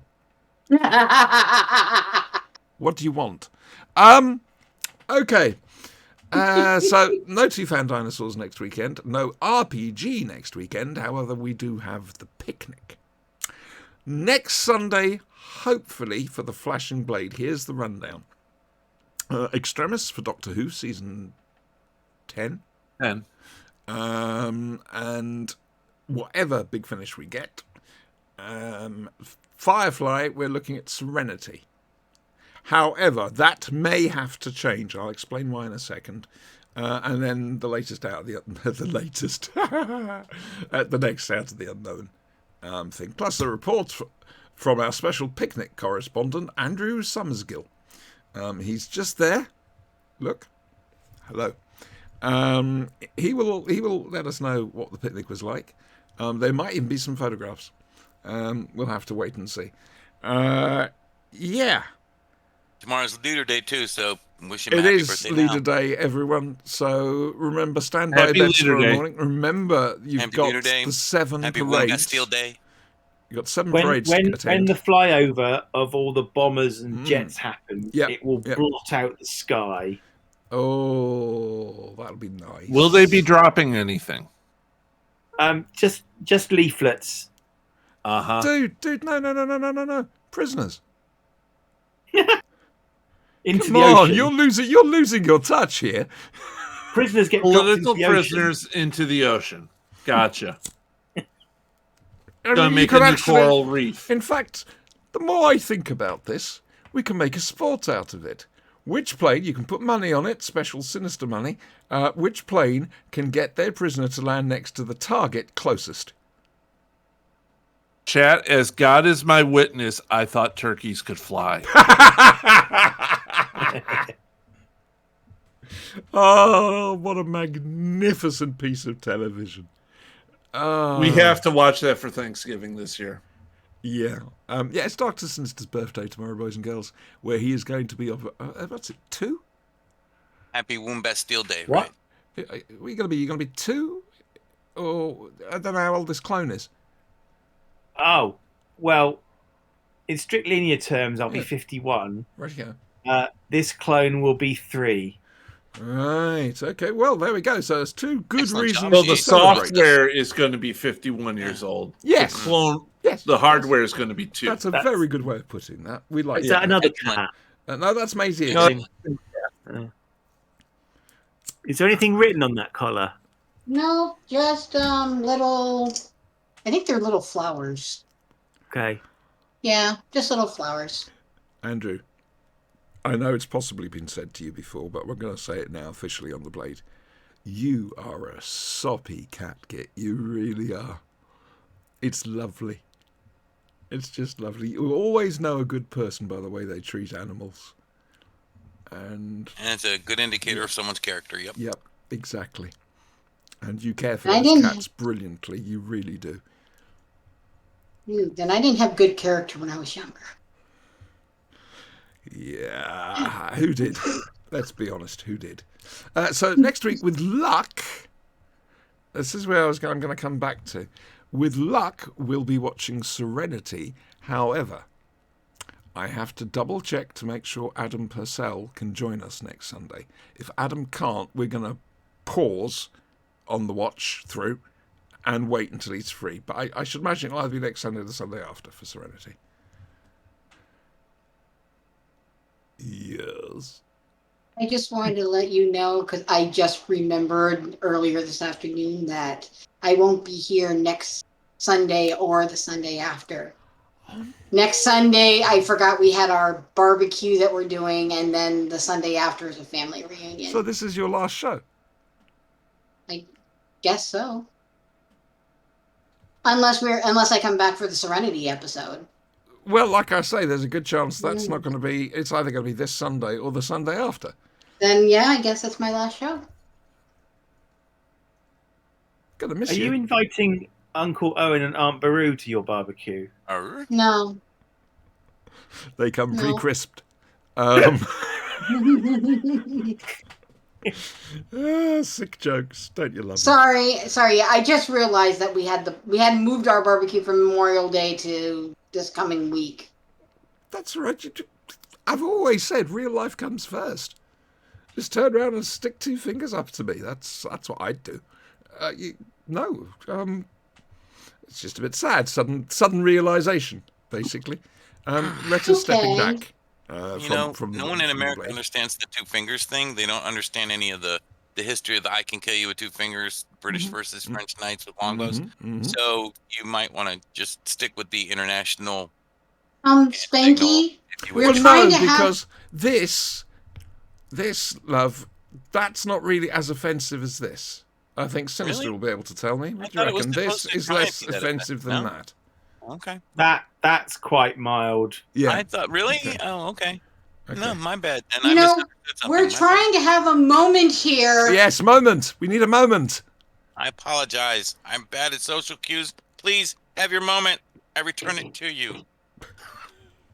Well, now it's not much of a moment. It's just slightly soiled. I'm Tarnish. polishing off a little bit. How the Clean it hell up am I some. supposed to cope with this? Jesus. What is this about last episode? What the hell? What do you mean? You No, have no, no, been no. What is magnificent. this about last show on the? appearance or some shit. What is that? Retta's stepping mean? back. I could have sworn I told you. No one told me. I didn't know it was a limited time engagement. Enjoy you. I'll You're explain fun. all afterwards. All right. Or Retta will. I don't That's know. fine. Yeah. But it's we're parting on very good terms, I hope. Oh yeah, absolutely. Exactly. You guys will still see me on RPG Saturdays. And Hell yeah. City Heroes on a Is night. and yeah, I'm not going away. It's just Mm.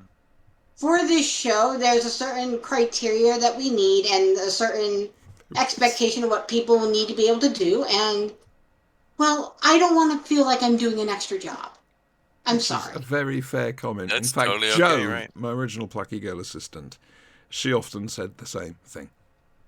I think that's why she ended up leaving in the end. Yeah, so I mean, it has nothing to do with anybody on the Blade. You guys have I all ask lovely. for my too fault. much. I ask Totally for my too fault. much. I mean, we're looking at 4 things, one of which could be 3 separate things in itself. And I keep No, I'm forgetting just you work. lazy. Well, you guys work. You know, it's. I Wait, don't. you're not going to a podcast in the ghetto? Right. Very funny. In the ghetto. But no, like I said, it has nothing to do with anybody here. And maybe if there's you guys are doing something really special, I'll come back for a. Always welcome. Always welcome. But I just think on an every week basis, it's just becoming too much for me because the only thing I want to do when I'm not working is relax and not feel like I have to watch a TV show. Yeah, no, I completely get you, Retta. Totally understandable. It becomes, it gets to the point where you start dreading watching the thing because you've had to. Yeah, no, That's how I get felt you. about Big Finish for a while. As there. my auntie Vanessa says, if it stops being fun, stop. Well, I was about to say on the range of Mel to Tegan to Perry, what sort of departure is this? Well, what sort of departure would you like, Retta? Would you like heroic, dying, spectacularly? Would you like to fall in love with somebody you held hands with in episode 2 for 5 seconds? Have you decided to Fan become your favorite right own there. Retta and you're taking the robot dog? How do you want to go? Would you like to marry somebody so he can take you up the Amazon?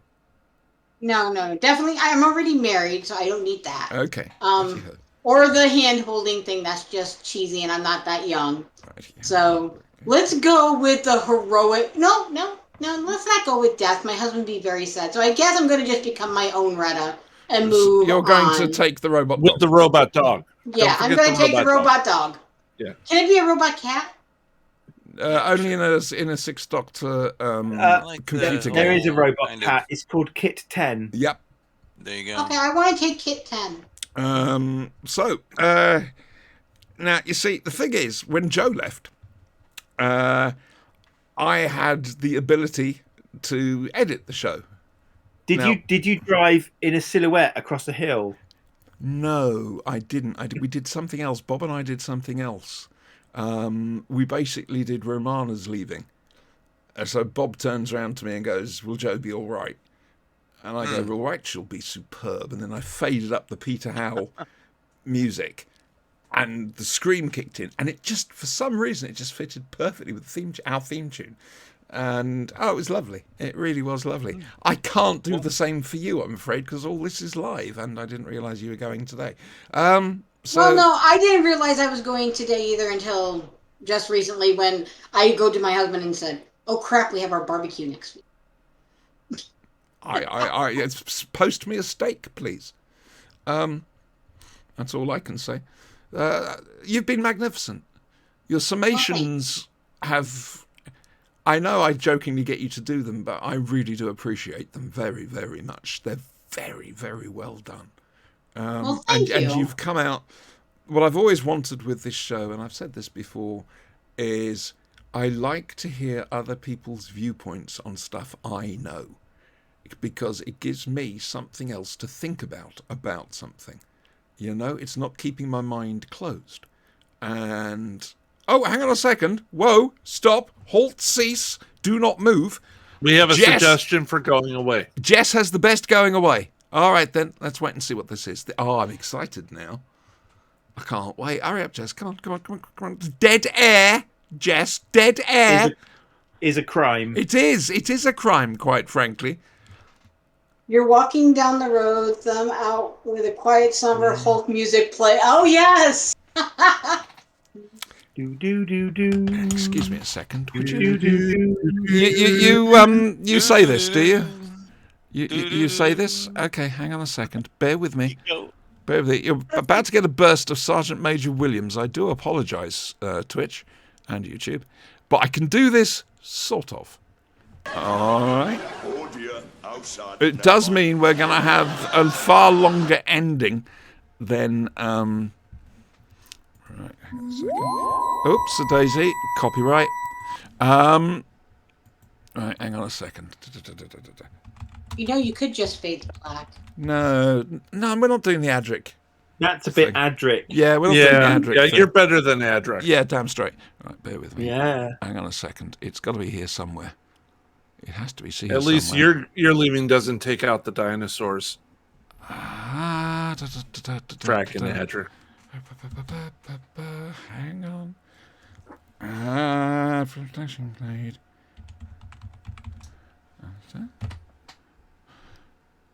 Oh shit! No, that hasn't worked. How's that storm going, Brian? Yes, now.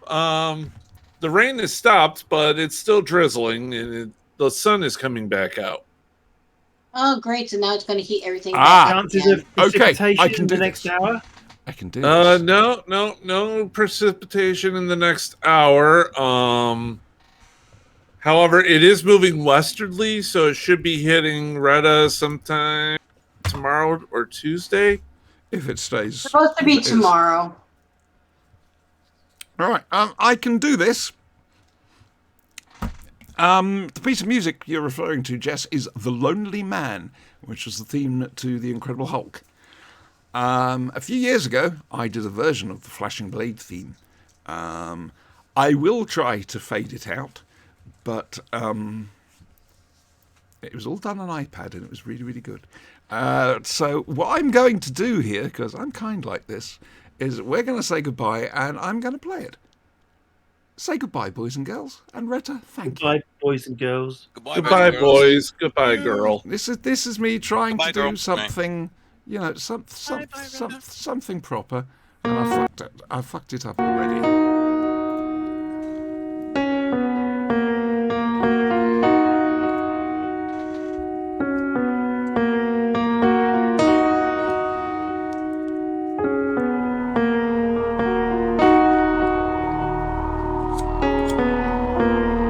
You've got to fight for what you want, for all that you believe. It's right to fight for what we want, to live the way we please. As long as we have done our best, then no one can do more. And life and love and happiness are well worth fighting for.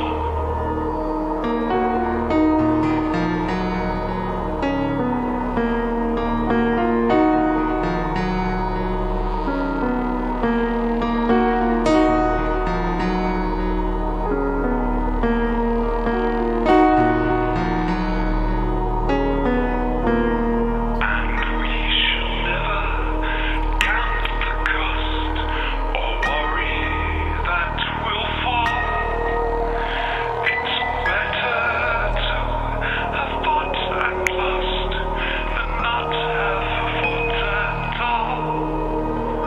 Let's always take whatever comes and never try to hide. Face everything and everyone together, side by side. Well, that stopped it. We're buffering. Hooray! Magnificent. I love it. Ah, that's brilliant. That's utterly superb. That is. That solved my problem of do I have to fade the volume down or do I play the whole thing? Anyway, thank you all very much. Greta, thank you. And yes, I'm crap at tech, Jess. Goodbye, everybody. See you at the picnic.